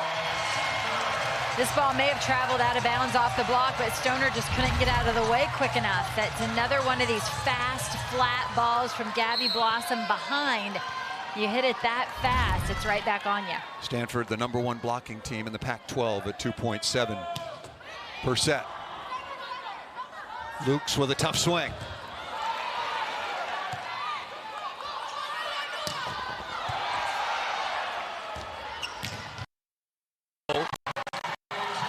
Annie Benbow, the libero, only 5'3". That was a tough chance off the top of the tape, sprawling, stabbed, and once again Gabby Blossom going to the outside.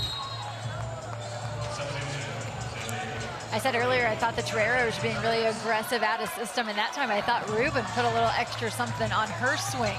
Kills aren't coming easily. These teams are having to. Kylie Priest coming on now, replacing Lukes momentarily. She'll be back into pass.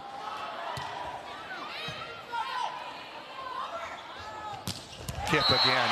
Kendall Kipp.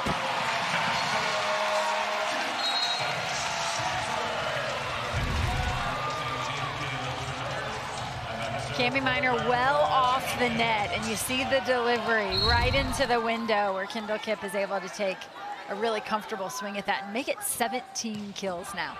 Good serve. Most dangerous server on the roster, says Kevin Hambly, and Kendall Kipp is being pursued by professional clubs all over the world, but she is already committed to Coach Hambly. Not only she, but the entire starting Stanford lineup is coming back next year. Is that good news or bad news? Depends on who you're rooting for. I'm not surprised to see this team return, because if there's any team that lost a year to COVID, I feel like it's Stanford. And I think these players want that experience. Edwards with a really good high flat swing, but just could not find the micro touch. 9-2 now is the run. Yeah, Stanford called off their season after 10 matches in 2020, and then last year they were eliminated in the second round by Minnesota. She's human. Well, we know she's human, but she's just that good. If you weren't with us on Thursday night for the regional semifinals, Olympic team head coach Karch Kirai was here, and he was watching very intently at a couple of players, and at the top of the list was Kendall Kipp, I'm sure. 2 points away from taking the lead, 2-1. Good pass again.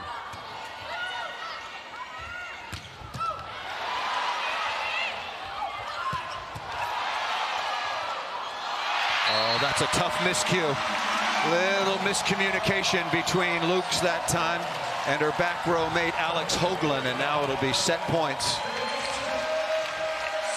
for Aaliyah Rubin, number 13 in white, the freshman out of Southern California, Brentwood specifically. 5 of 16 so far on the night. She already has a couple of aces and really plays good defense.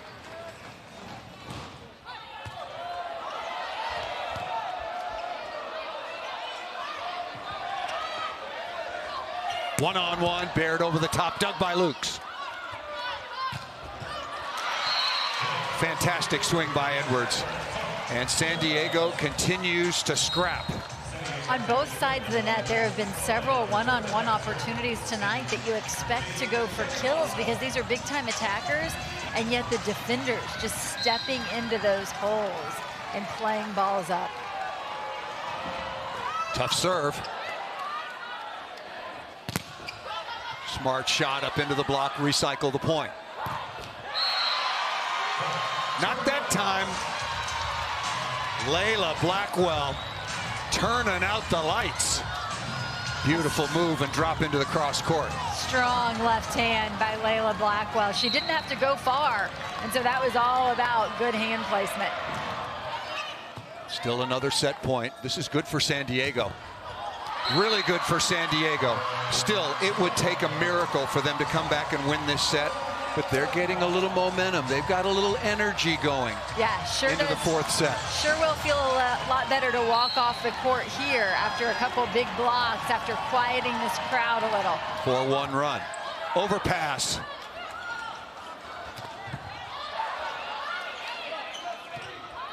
Tough chance for Edwards. Oh, a beautiful roll shot. That was not a good set. Annie Benbow would love to have that one back. But from the 3-meter line, Brianna Edwards just dialing and slicing and getting the ball down past Stanford. Plays it above her head. The big rip there. Another free ball opportunity. And look at that, the nice high arm from Edwards. Rolls this one right over the Stanford block. You remember Houston on Thursday night had a lot of success rolling and tipping and going off speed against Stanford. Kevin Hambley gave them a lot of credit for their game plan, and Stanford had to make an adjustment, really move their defenders up, and that kind of turned the match around. Stanford ended up winning it 3-0. Whereas San Diego was taking out a very good team from Kentucky. How good?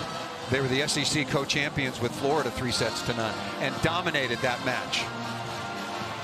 Yeah, San Diego showed up to play on Thursday night. A team who came to their regional semifinal for the 5th time in the history of the program and had never advanced beyond that round, and you would not have known that. They played with such composure. This is a veteran team. So this will be set point number 5 for Stanford, and 6'5" senior Grace Froling, counterpart to Kendall Kipp, having a very, very good tournament. 13 kills right now, hitting .296. You know, she's a matchup problem from the left pin or the right pin, and puts up a huge block at the net as well. But swinging high, swinging hard, and doing it in system and out of system. I think that's really good news for the Toreros. And getting a lot of help. 4 Toreros now in double figures kills. For the Cardinal, it's only Kendall Kipp, and after that, the next in line is Katie Baird with 7, but it's taken her 28 swings to get there. 5th set point for Stanford.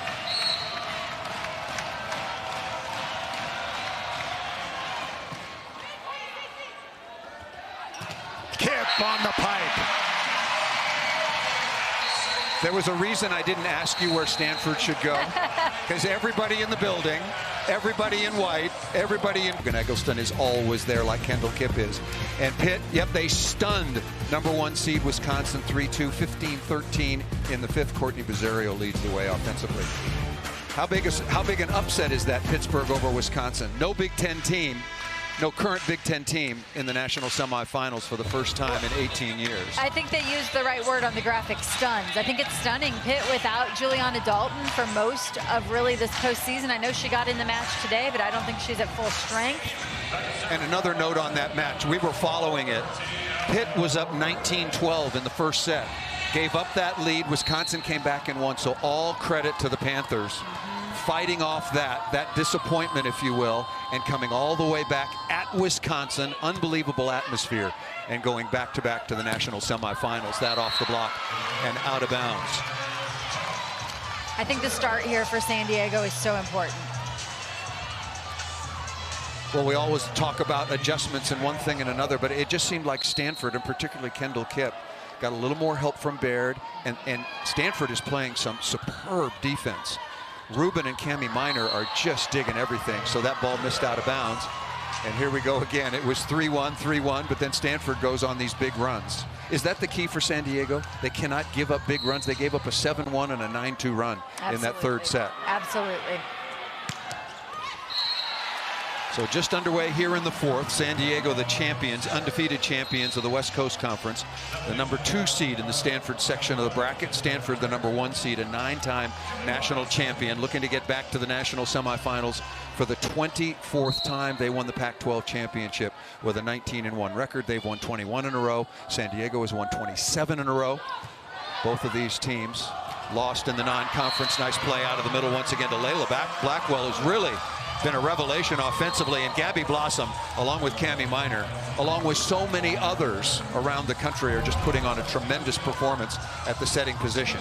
The Blossom to Blackwell connection is nearly a 0 tempo. It is so fast. Blackwell is literally off the floor before that ball leaves Blossom's hands.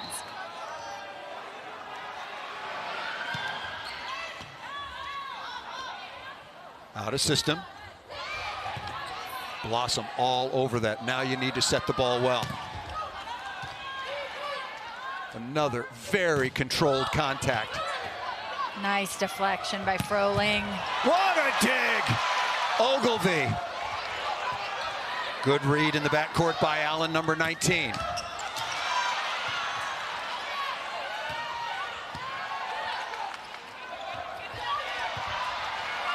Kip playing some defense. And finally blocked. Really, really high-level play by both teams. Point won by San Diego. Layla Blackwell worked really hard throughout that entire rally, and she finishes it. There she is, 7 in blue with that block. Katie Baird took something off of it, thinking maybe she could reset that point, but it came off the block so softly they couldn't pick it up. Baird again. Recycles, throwing the ball up into the block for the 3rd time. Another deflection by Froling. That's a bad set. Deflection off the block. Super smart shot that time by Lukes. Blossom back in control and doesn't make the play. That's a break for Stanford. And boy, it just got quiet in here. 2 long rallies and people are on the edge of their seat just waiting to see what's going to happen. Misconnection there. That's the first time that's happened to Gabby Blossom probably the whole season. 2-point switch, though, when you think about it. Could be 5-1. Right. Lukes. Boy, she likes to play fast to the pin.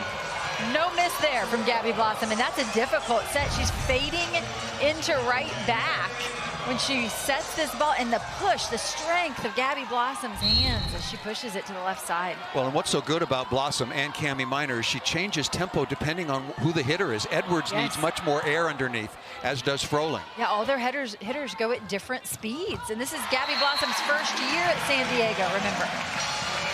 Kip now with 19 kills, hitting over 420.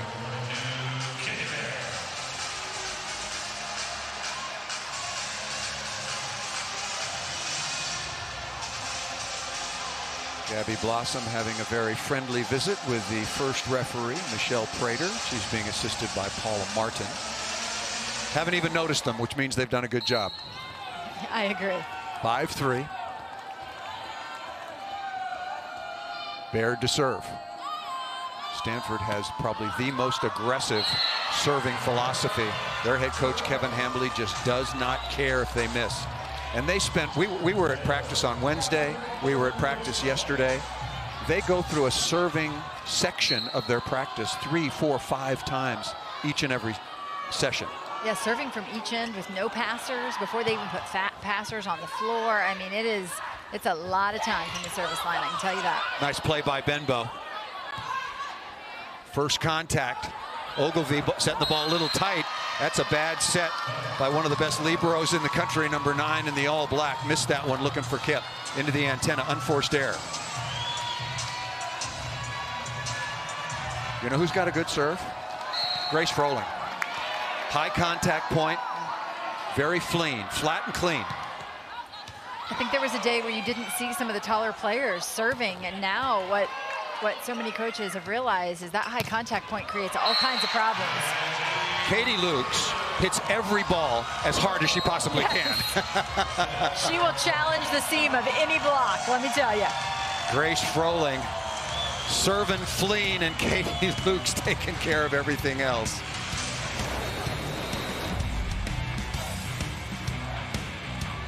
Marinara, mozzarella, look at this royal crispy fella. Sauce and cheese, crispy chicken, Italian royal was what I'm picking. BK, have it your way. Take a picture. I'm stuck! Is that a new iPhone? Yep, I just got the new iPhone 14 with its amazing camera at T-Mobile. I don't know what to do! Just head to T-Mobile this holiday and get gifts for the whole family with 4 iPhone 14s on us and 4 lines of unlimited for $25 a line. Wow! Wow is right, and T-Mobile has price lock guarantee. Unlike the other big guys, we guarantee we won't raise the price of your rate plan, ever.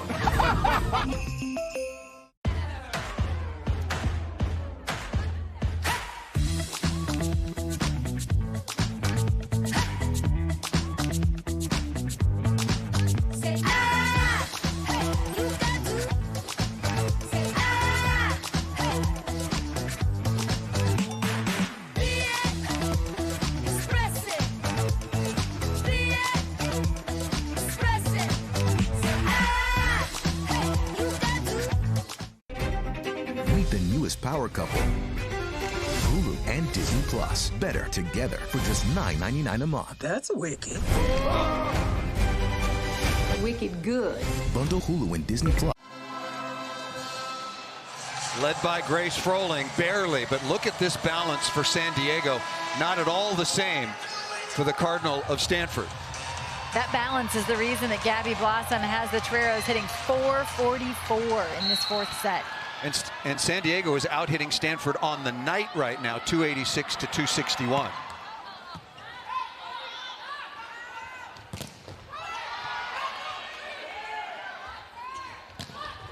High flat, nice stretch, good dig by Allen. Lukes, did she get a touch? No touch detected, and we won't have a challenge. A mishit from Lukes because that did not come off of her hand at the speed we're used to seeing. She has taken 33 of the hardest swings you will see in your life. That was her 34th. Well, Kendall Kipp has 19 kills on 36 swings. Katie Baird has 7 kills on 35 swings.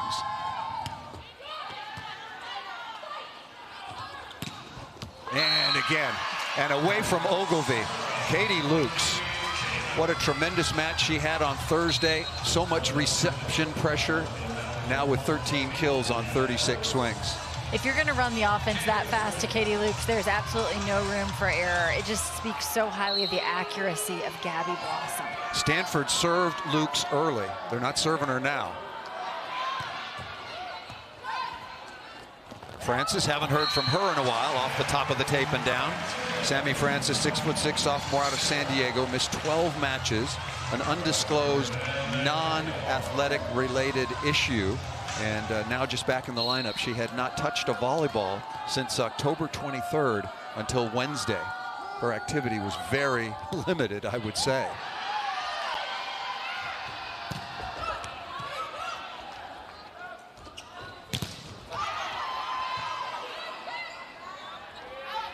Francis on the slide. What a block. Brianna Edwards, number 14 in blue, going up against Francis. And Paul, you just mentioned moments ago the fact that she has not played much. Just played on Thursday for the first time in a while, and this is a timing issue. She's a little too early on the slide there. The connection just not there with Minor. 12 blocks for Stanford, 10 for San Diego. Rubin, man, she has got a rocket as well. Kipp gets a lot of the headlines, and rightfully so, but boy, Rubin and really Katie Baird, who, as you mentioned, doesn't quite have the offensive numbers tonight that she might hope for. They do a lot for this Stanford Cardinal, and the number of balls that they pass, the defense they play, big part of the puzzle. Good set. Really, really good set by Benbow. What's a good set in transition or when you're out of system that far off the net? Yeah, I think Benbow calling everybody off is the first thing. It's very clean. She takes control of it. And then you just want to put it up somewhere high where Edwards has the ability to take that last close step and go up high and get it. That one was inside a little, but she still could take a close step and play it up high. Benbow again with a dig, and Lukes missed it out of bounds. San Diego leading 11-7. Stanford leading 2-1. San Diego got out to a quick start, 8-3, forced a timeout. There is Bilardi.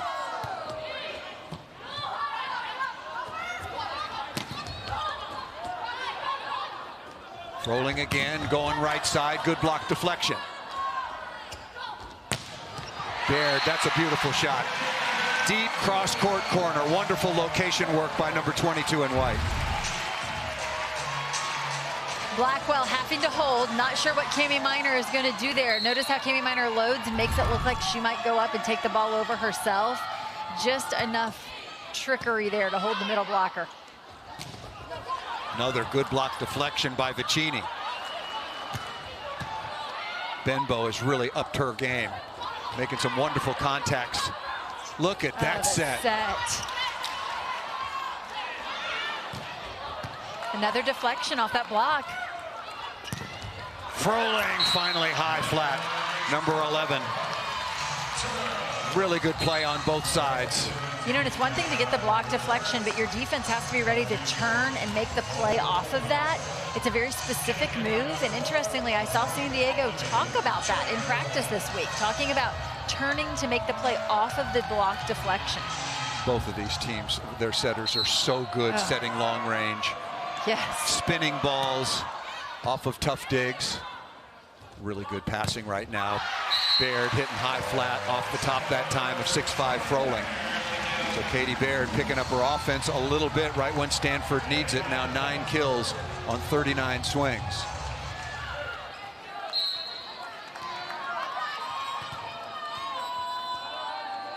Stanford hitting .262 on the night. San Diego .266. Lukes again. Ogilvie standing right into the firing line. The dig and the kill. Elena Ogilvie.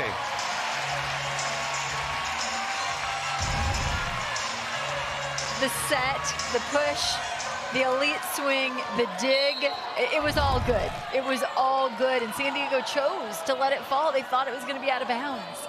No fist pump, no celebration, no nothing for Ogilvie. Let's just go back to work. Oh, Gabby Blossom holds her back there. That ball tucked through by Lukes. Got to keep an eye on Gabby Blossom. That was a really hard effort after that ball. The graduate transfer out of Penn State, originally from St. Louis.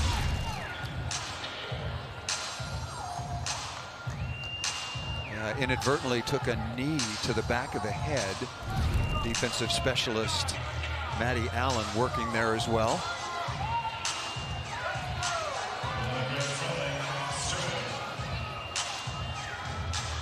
And with all the commotion, I think San Diego checking to make sure they've sent the right server back to the line. They were out of rotation there. And you can go to the scorer's table and just ask for confirmation. Yeah. Here's Benbow doing a really nice job defensively. We'll give you the digging numbers when we've got a moment. Ogilvie has been brilliant as always. The definition of a brilliant attacker. Kendall Kipp now with 20. Guess who's back in the front row, in case you forgot. Ogilvie has 16 digs for Stanford, 15 for Annie Benbow. A real even battle there as well. 13-11, must-win situation for San Diego.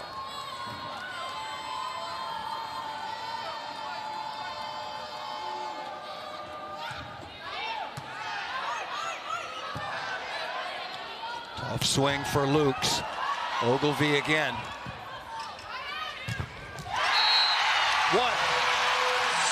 I say great 3 times a year. Other than that, it's overusing the term. What a set by Cami Minor. Look at this. And tracking it down. Look at that. Lukes took a really aggressive out-of-system swing, and Rubin matched it. She came right back with a huge rip of her own in an out-of-system situation. 13-12.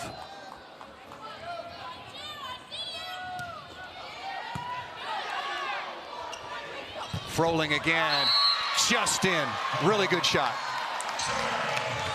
One assistant coach, Mike Johnson, formerly the head coach at Notre Dame, is now an assistant here at Stanford.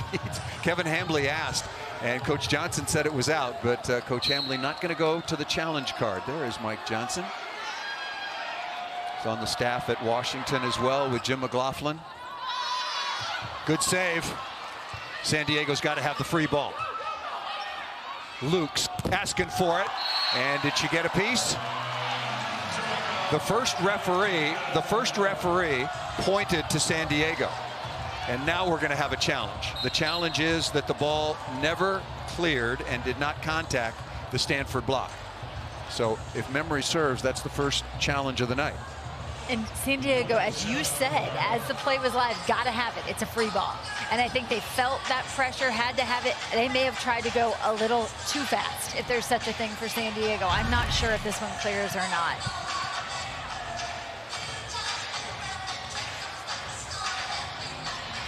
Man, there is so much bouncing around. Right, because the ball obviously hits the net. The question is, does it then hit the Stanford block? But as you said, so much bouncing around that you have to wonder if the call would just stand. Because if there's not video evidence to confirm it or overturn it, then the call would just stand. The ball did change direction. It did move to the sideline, which kind of indicates some contact. But the ball, that's very tough call. Very tough call. And a very, very important call. Remember, the initial ruling by the first referee, Michelle Prater, was that it was San Diego's point, and that's what's reflected on the scoreboard right now, 15-12. Stanford won the opening set. Here's the decision. There it is. It's a touch. And so now Stanford has one challenge remaining unless we go to a fifth set, and then they'll get an additional. Stanford won the opening set 25-19. San Diego came back, took the second 25-22, and then 25-19 again for the Stanford Cardinal. Good server at the line now with Froling.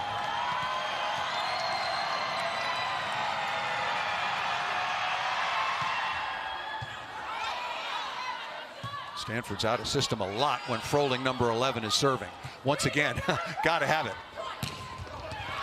What a dig. Baird with a magnificent save, and the ball is on the sideline. All of the San Diego subs were right on that sideline saying, no way that ball's out of bounds. We're going to have a challenge. The first referee. The first referee is going to overturn it, and Coach Petrie won't even have to use her challenge card.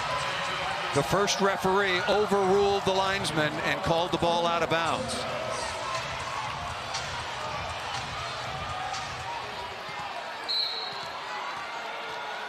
(16-12) is the score. They've just now changed the score in the building. There's a net violation. You can see the net bouncing around. Kendall Kipp is having a magnificent match. I'll tell you what, though, that she's having to work very, very hard and be very thoughtful in her attacks against this San Diego block. Yeah, kills are not coming easy, and I'll tell you what, they got her in a situation there where she's tipping the ball, and Gabby Blossom was easily able to make a play on it. So an unfortunate net violation by San Diego when you force Kendall Kipp into a tip situation.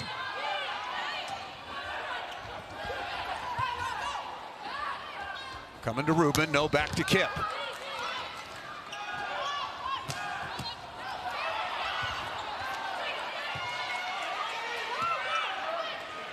Luke's asking for it so fast. That is some radically fast pin work to the outside. And interestingly, it's in those free ball situations that they're not executing. It's as if they know the window is there and they're just pushing a little too hard. The margin for error is negligible, 16-14. That was a big miss. I guess they're all big.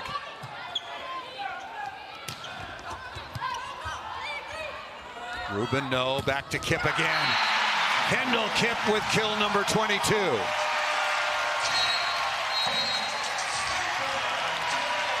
Timeout, San Diego. A less aggressive swing in transition, trying to give their defense a chance, but no defense for the Kendall Kipp rip. And all of a sudden, Stanford is within one. Stanford's hitting only 161 here in the fourth set. San Diego hitting 219. What a battle. We said it right before first serve. This used to frame up as a mismatch. Not against this year's San Diego team. Stanford blocking tonight. San Diego blocking has been a huge story. How about for Texas? That's why they're in the national semis again. Asia O'Neal was brilliant. 12 blocks so far on the night. Stanford's 12, and everyone getting in on the action. As you look down the stat sheet, the left sides have been solid. Rubin and Baird, and then of course Kendall Kipp at that right pin. We talk so much about her offense, but how about her defense lining up against the opponent's left side attacker? That is a wall to contend with. You know, we've mentioned the setting time and time again, and why not? It's, you know, it's the player that touches the ball the most, but Hannah Pukas and Raquel Latharo between Oregon and Louisville, a real battle there. And then in Texas, you had Mac Pedraza, the setter of the year in the Big Ten, taking on Sage Aina Torres. I mean, just tremendous, tremendous setting so far in the tournament. Not a surprise. Not a surprise. Yeah. And especially when Stanford really needs it.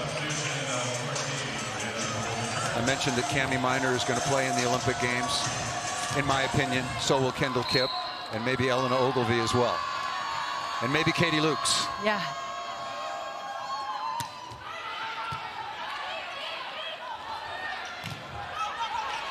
Francis with a really good block deflection, and back to Kipp again.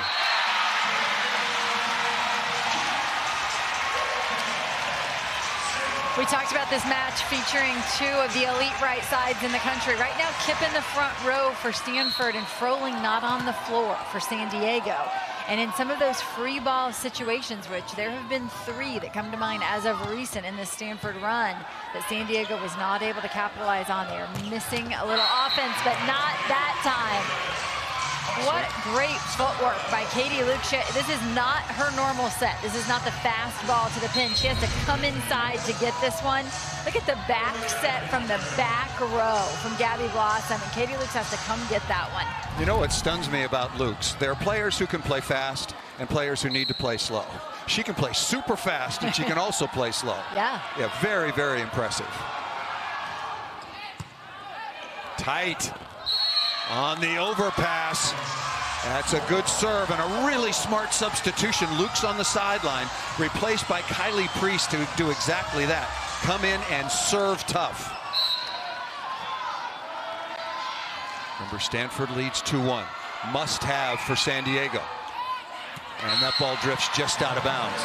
San Diego playing in their first ever regional final. This is their 5th try, and have never been to the national semifinals. Stanford looking to get back for the 24th time. They're the all-time leader in total wins with 9, most recently in 18 and 19. Penn State is second with 7. Nebraska has 5.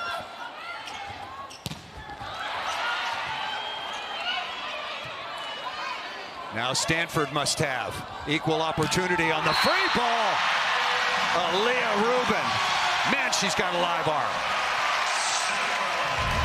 Setters in the front row. So these balls tight to the net are forcing San Diego to have to defend Cami Minor first. When the blockers jump with Minor and she sends that ball to the outside, it creates a huge hole that Rubin takes full advantage of. Aaliyah Rubin, the 6'1 freshman, once again the California Gatorade Player of the Year out of Brentwood, California. 3.2 kills per set. Speaking of another freshman in the Pac-12, how about Mimi Collier? What a tournament she had. Yeah, those two freshmen in the same conference. Brooke Nunneviller's magnificent career comes to an end. 1 play away. Good block touch by Minor.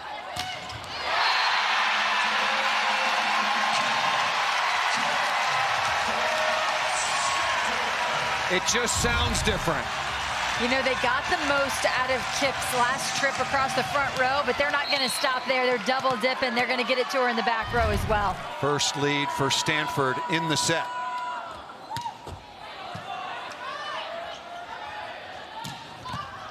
Look at that dig.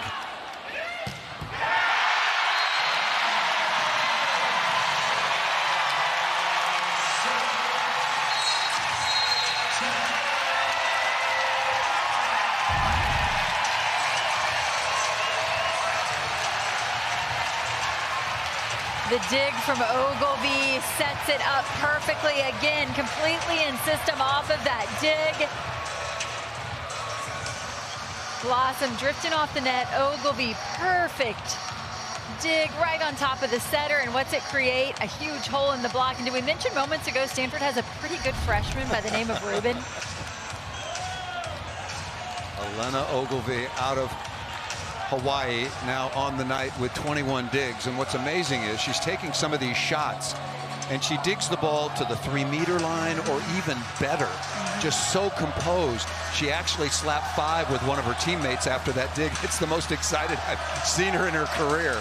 Just incredibly composed. Play the game soft. If you're over on the San Diego side, you know, their conversation all year, nobody believes in us but us. Well, now that's going to be tested right now. It's loud in here.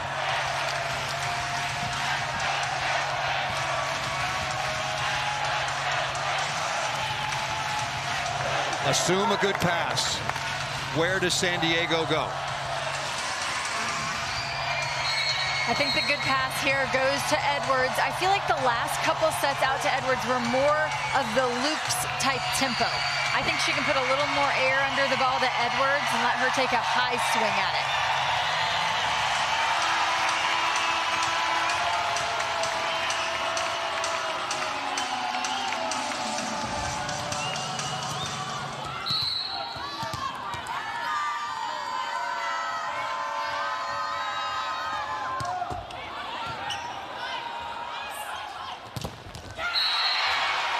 Ball off the edge of the block. You made a really good point, Misty. I think that's said. I know they've only been together for a year, and Gabby Blossom went to San Diego from Penn State last January, but I think she needs a little more air. That was a huge, much-needed side-out swing by Edwards. And that time, Gabby Blossom doing everything she could just to get it to the left side. Pass wasn't great, but a nice job by Edwards turning it down the line. Cami Minor, the smaller blocker there in right front. Hoagland on to serve. Right down the middle, too easy. Rubin again off speed. Baird and Rubin have both picked up their offense as this match has gone along. This Rubin off speed is so smart because Hoagland just checked into the match to serve. Coming into the court after her serve, thinking defense. And Rubin challenges her to come pick that tip up. 21-19. Nice swing. Forget what I said. Yeah. They just want to play at warp speed. Yeah, back within one. Completely agree. Gabby Blossom knows what she's doing. Edwards very capable of going fast. Francis and Baird up front, and of course Kendall Kipp out of the back row. Kipp now with 24 kills, matching her career high.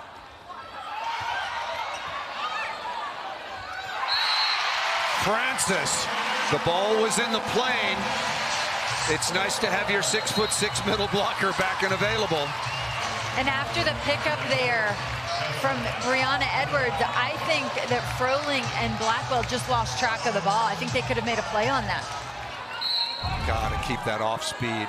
You gotta keep this ball, you gotta keep that off the net. Froling, tough swing, well off the net. Off speed, and she gets it to fall. Really, really smart shot by number 11 in blue. Froling now with 17 kills.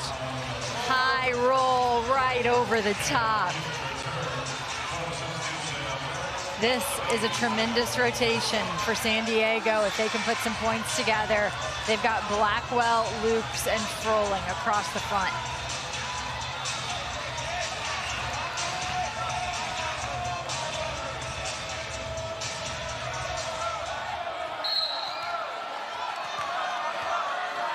Maddie Allen back to serve. Be stunned if this ball, well, with that pass, we'll see.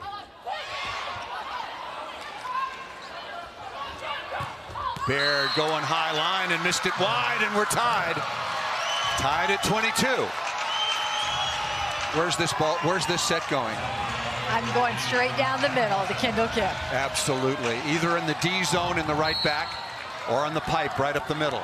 How many blockers does San Diego put up against that set? 7. We'll see. 7. No, going in system over the top. What a clutch swing by Baird. She's really good at going deep cross court. And when you can go deep cross court over the top of a block like this, that'll score you some points pretty often. 2 points away.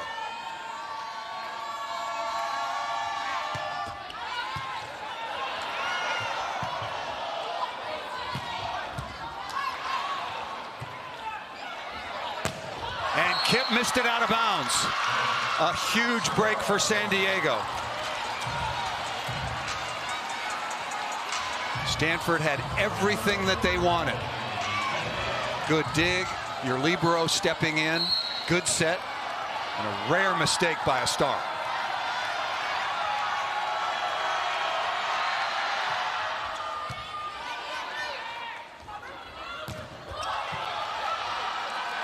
Chance for the lead.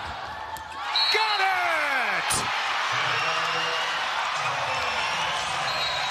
The block deflection on the first swing from Kip, it's the difference in that rally right there. Allowed San Diego to transition and get that swing to Froling on the right side.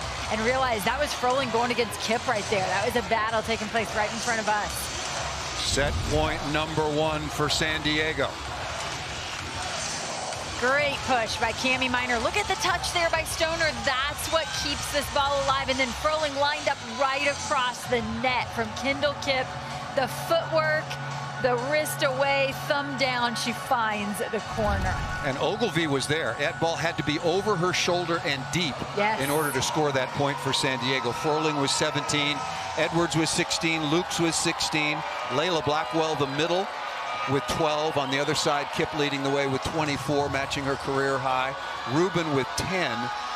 Katie Baird with 10, but 42 swings to get there. Set point number 1 for San Diego.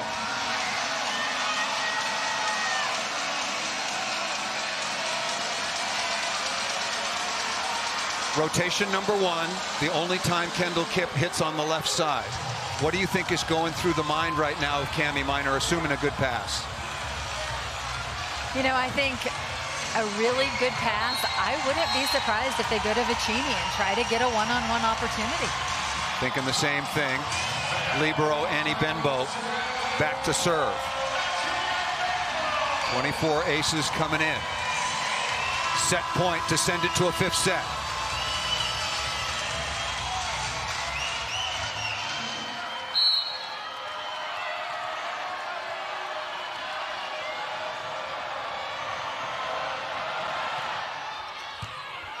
There's your perfect pass. Going out to Kip, block touch again. San Diego joust coming, Froling.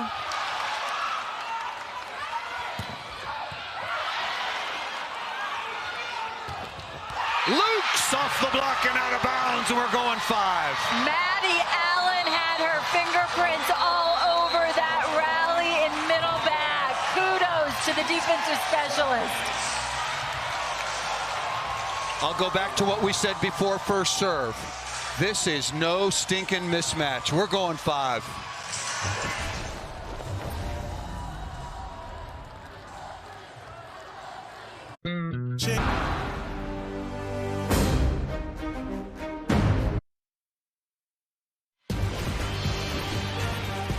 Back live in Stanford, California. What a comeback by the San Diego Toreros. Believe in us, and they certainly did. Down 23-21, they came back to take it 25-23. Both out of the ACC. There'll be an ACC team in the national championship match for the first time ever. Louisville and Pitt will square off for the 3rd time. They split their 2 meetings. Texas, the number 1 overall seed, will take on the winner of this one. 15-point tiebreaker to be decided. And you called it right. What defense in the backcourt by San Diego. Yeah, watch this rally. Maddie Allen with the jab save. I didn't mention Gabby Blossom. How about that save out of the backcourt by Gabby Blossom? But the defense isn't done yet. Maddie Allen again. And here's the push by Gabby Blossom. If you're going to swing low, you better swing hard. And that's one thing that Luke's is good at. There it is, rattles it through. I'm not disagreeing with you, but Katie Lukes is good at a lot of things. And number 11, Grace Froling, really made that play, I think, because there was a tight play. It was a joust. It was against Kendall Kipp. She got to that ball, 2 6'5" athletes going eye to eye, and she made Ogilvie make a really tough dig. Right. That had a lot going for it. 15-point tiebreaker. Both teams have their now full allotment of 2 challenges. They'll have 2 timeouts. If needed, teams will change sides when one reaches 8. Our third 5-set match of the day. Third regional final to go to 5 sets. And in case you're wondering, in 5-setters, San Diego just happens to be a perfect 4-0. Stanford 3-1. So both of these teams feeling pretty confident. Blossom still rubbing her neck a little bit, going back to serve first. Benbow has been really good. Froling is blocked straight down. Interesting here in that San Diego hangs Grace Froling inside, and that's by design. She approached inside there, and Katie Baird read that beautifully, was all over that. You just tip your cap if you're Froling. That was a magnificent block move by Baird, one-on-one. Look at that, Froling again. And Gabby Blossom, who obviously has such a great feel for the game, right back to Froling. Give her another opportunity. San Diego at 30-1. Both of these teams conference champions. Stanford, the number 1 seed in their section of the draw, 27-4 overall, 9 times a national champion. San Diego has never been to a national semifinal. Stanford looking to get to their 24th. Perfect dig. Blossom creating tempo. That was shanked. A long run by Rubin. Ogilvie went hard underneath one of the tables near the court in a magnificent effort. Nothing phases this athlete. Nothing. Wonderful effort. Look at this effort, all out. Oh. And you heard that here in the gym. You heard that. Of course, Kate Georgiadis of Houston became a internet sensation, landing on the table in their first-round match for Houston at Creighton. I know she's got a lot of adrenaline right now, but she's going to feel that one. Ouch. They got tomorrow off. Ooh. Ball just out of bounds. Good eye by Baird.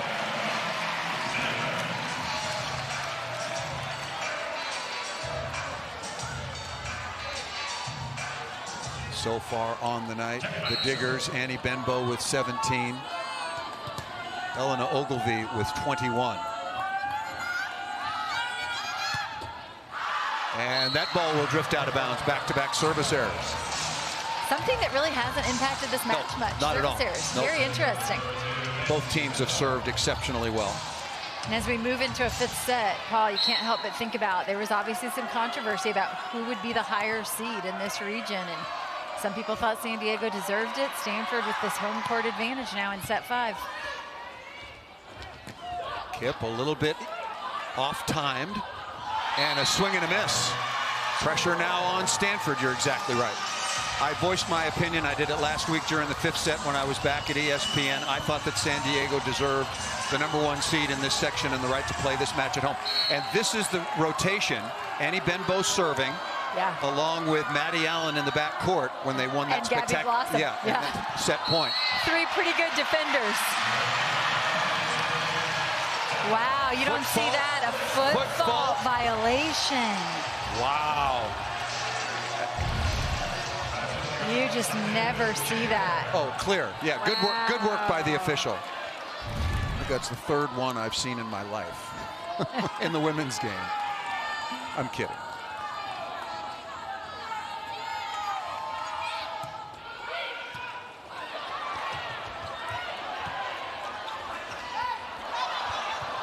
Boy, Stanford not doing a good job with, smart shot up into the block to restart the point.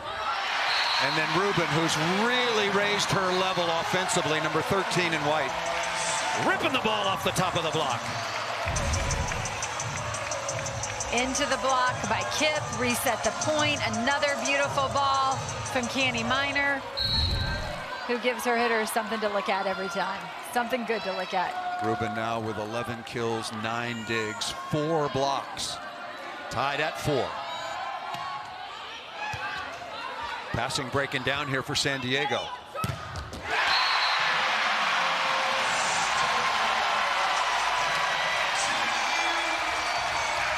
Out of system against this Stanford block is not a lot of fun. What can San Diego do to get a little different look passing here? No change. They're working on Maddie Allen right now. She's really in the center back. 3-0 run for Baird and Stanford. And going at her again. Pretty good response. Hard swing for Lukes and finds a small seam. Wow, sometimes it's your night. The San Diego team, though, you know, I said it earlier. Coach Petrie said, who can be braver out of system? And boy, have the Toreros been very brave in some of their out of system looks. Stanford's passing the ball really well right now. What a cover by Ogilvie. And missed out of bounds.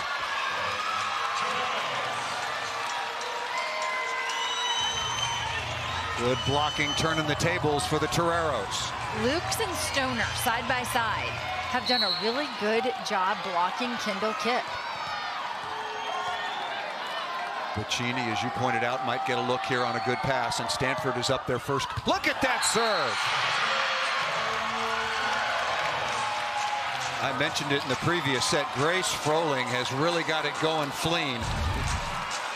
Clean and flat. 6'5", gets on top of it. And boy, that ball just drops in front of the passers. Tough swing for Rubin. What a smart turn. Off the outside blocker. Brilliant attacking the second time through.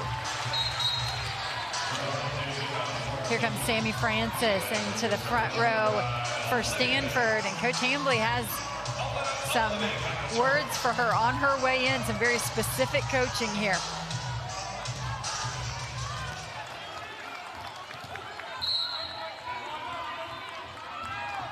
Two-hitter rotation, 2 that is in the front court. Bennett nails the pass. Good hustle by Kip, probably should have been called a lift. Great work on the pass and a courageous set that time.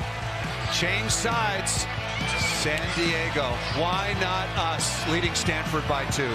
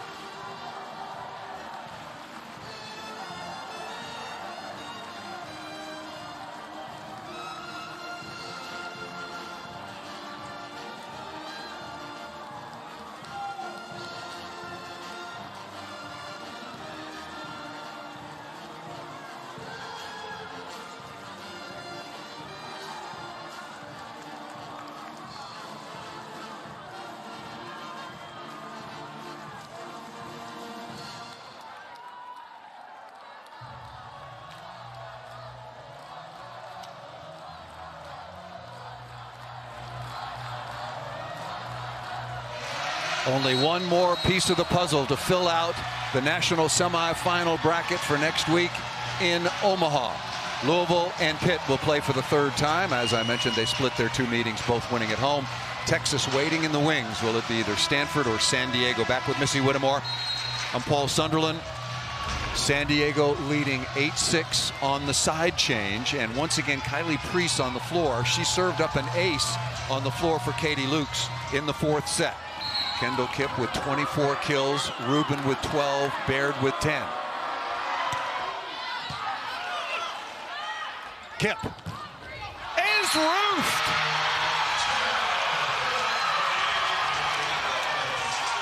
Nice serve by Preece to set this up.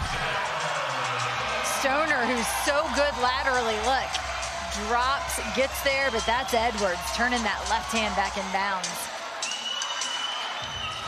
Good pass, good set, good attack, just a better block. You know where the ball's going to go, but that doesn't mean you can do a darn thing about it when you're dealing with Kendall Kipp.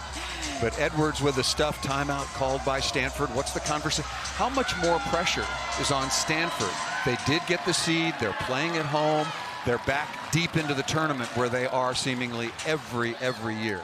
And I think it's interesting, you know, Stanford lost at home this year to Texas and at home to Louisville.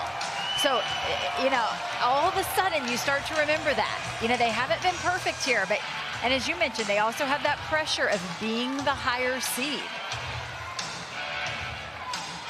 Big play coming up in this match. There have been so many already for the last 2+ hours. It's been, what a day of volleyball. Starting in Louisville, then in Wisconsin. What a performance by the Pitt Panthers to advance on their side, and Ohio State and Texas.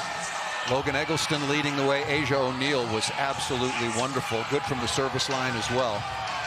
Emma Halter, Zoe Fleck, Sage Kaina Torres. I don't think I've forgotten anybody. I probably have, so apologies in advance. Preece now coming out of the timeout. Biggest lead of the set so far for San Diego. Kipp on the right side, Rubin on the left. Has Stanford gone away from the middle too much? They've been passing well. And speaking of passing, you go back to set one, and San Diego was shaky, to be honest. But boy, have they turned it around. Down the line, Rubin registers the kill. Rubin, the freshman with no fear. Wow. That felt like a must-have side-out score for Stanford. Kipp back at the line. Kevin Hambley, her head coach, says she is the most dangerous server among many.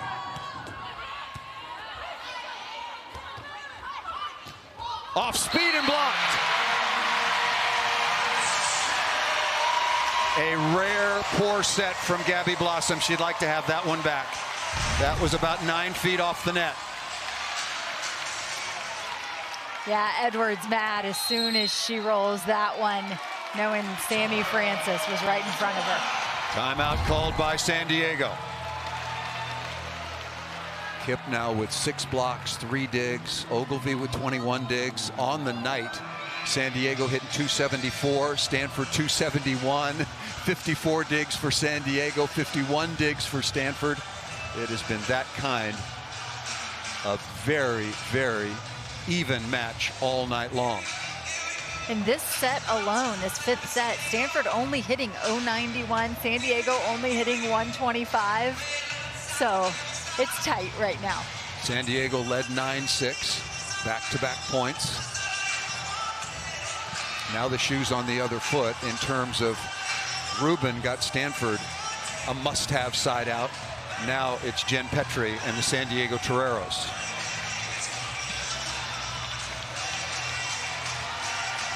Rubin on the night, 13 kills, hit 323 after a pretty slow start. 3rd, 4th, and 5th sets, number 13 in white, has been spectacular. Both of these teams score a lot of points on their own. 63 kills for Stanford, 68 for Stanford so far. And the setting has lived up to all we expected. Not only here tonight, but all over the country. Yes.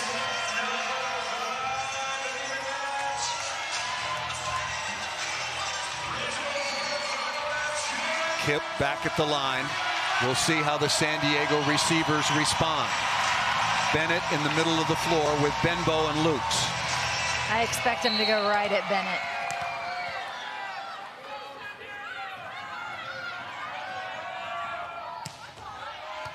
Pretty easy serve. Bennett handles it nicely. Oh, and another roof.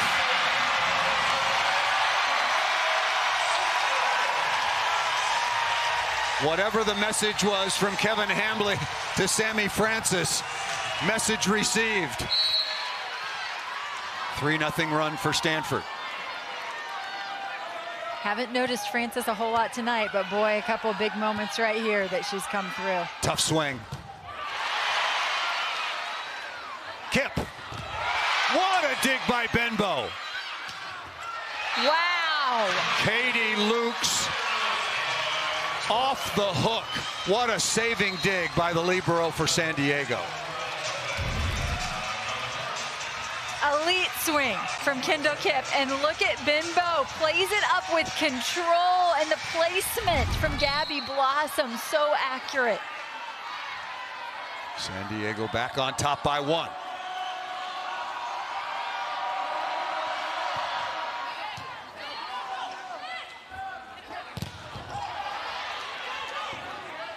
Free ball back to the left to Rubin. Oh, another dig. This by Lukes for the 2-point lead. Ball is down. The ball is down. Really good hustle by San Diego to play the whistle. Not that they could hear it, because I certainly couldn't.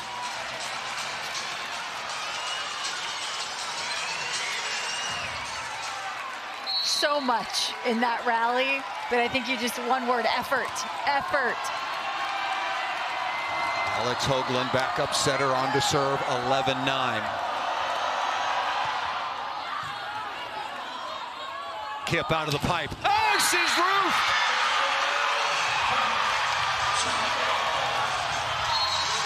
Stanford needs a timeout, and they're going to take one right here.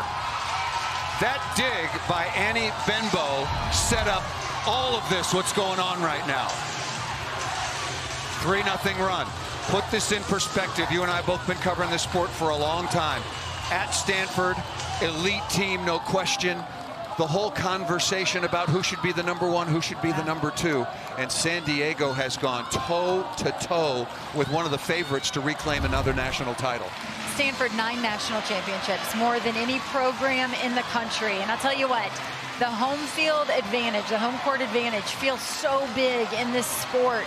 And in order to secure one of those number 1 seeds, you can't just play good a part of the season. You have to be good all year. San Diego did everything they could. They said, we're proud of our body of work. It's out of our control. And they've come, and I think they do have a bit of a chip on their shoulder, but they haven't allowed that narrative to overtake them. They've just been really steady. San Diego led 9-6. Stanford goes on a 3-0 run. It's 9-all. Then another 3-0 run by the Toreros. Take us to the to the Stanford side. Do you go back to Kip again? I like the way Rubin is swinging. If they can pull the blocker with Sammy Francis coming in hard and get Rubin a look with either one block or at least some space there in the block, I think out of the front row to Rubin here. Hoagland's been doing a really good job under pressure serving. San Diego is 3 points away from rewriting history.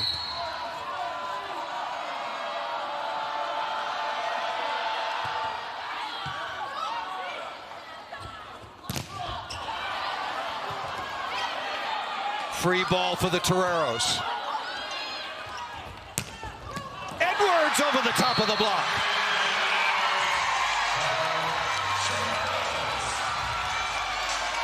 Two points away.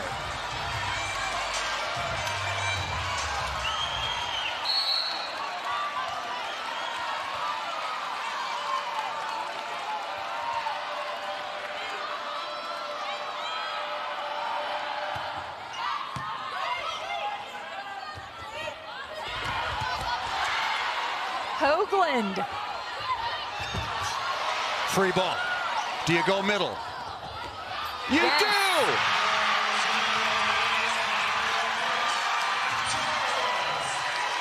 I honestly wasn't sure on the answer? I said, let's ask Gabby Blossom, and she gave us the answer. Yes. 5 match points. Monumental upset because of the circumstance, this being at Stanford.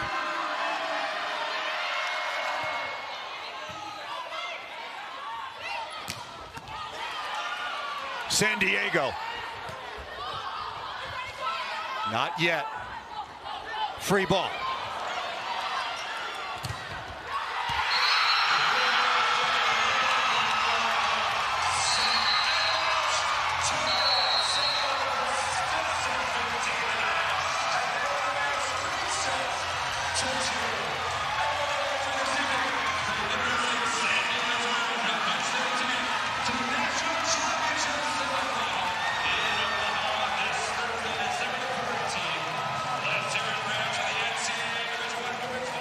Incredible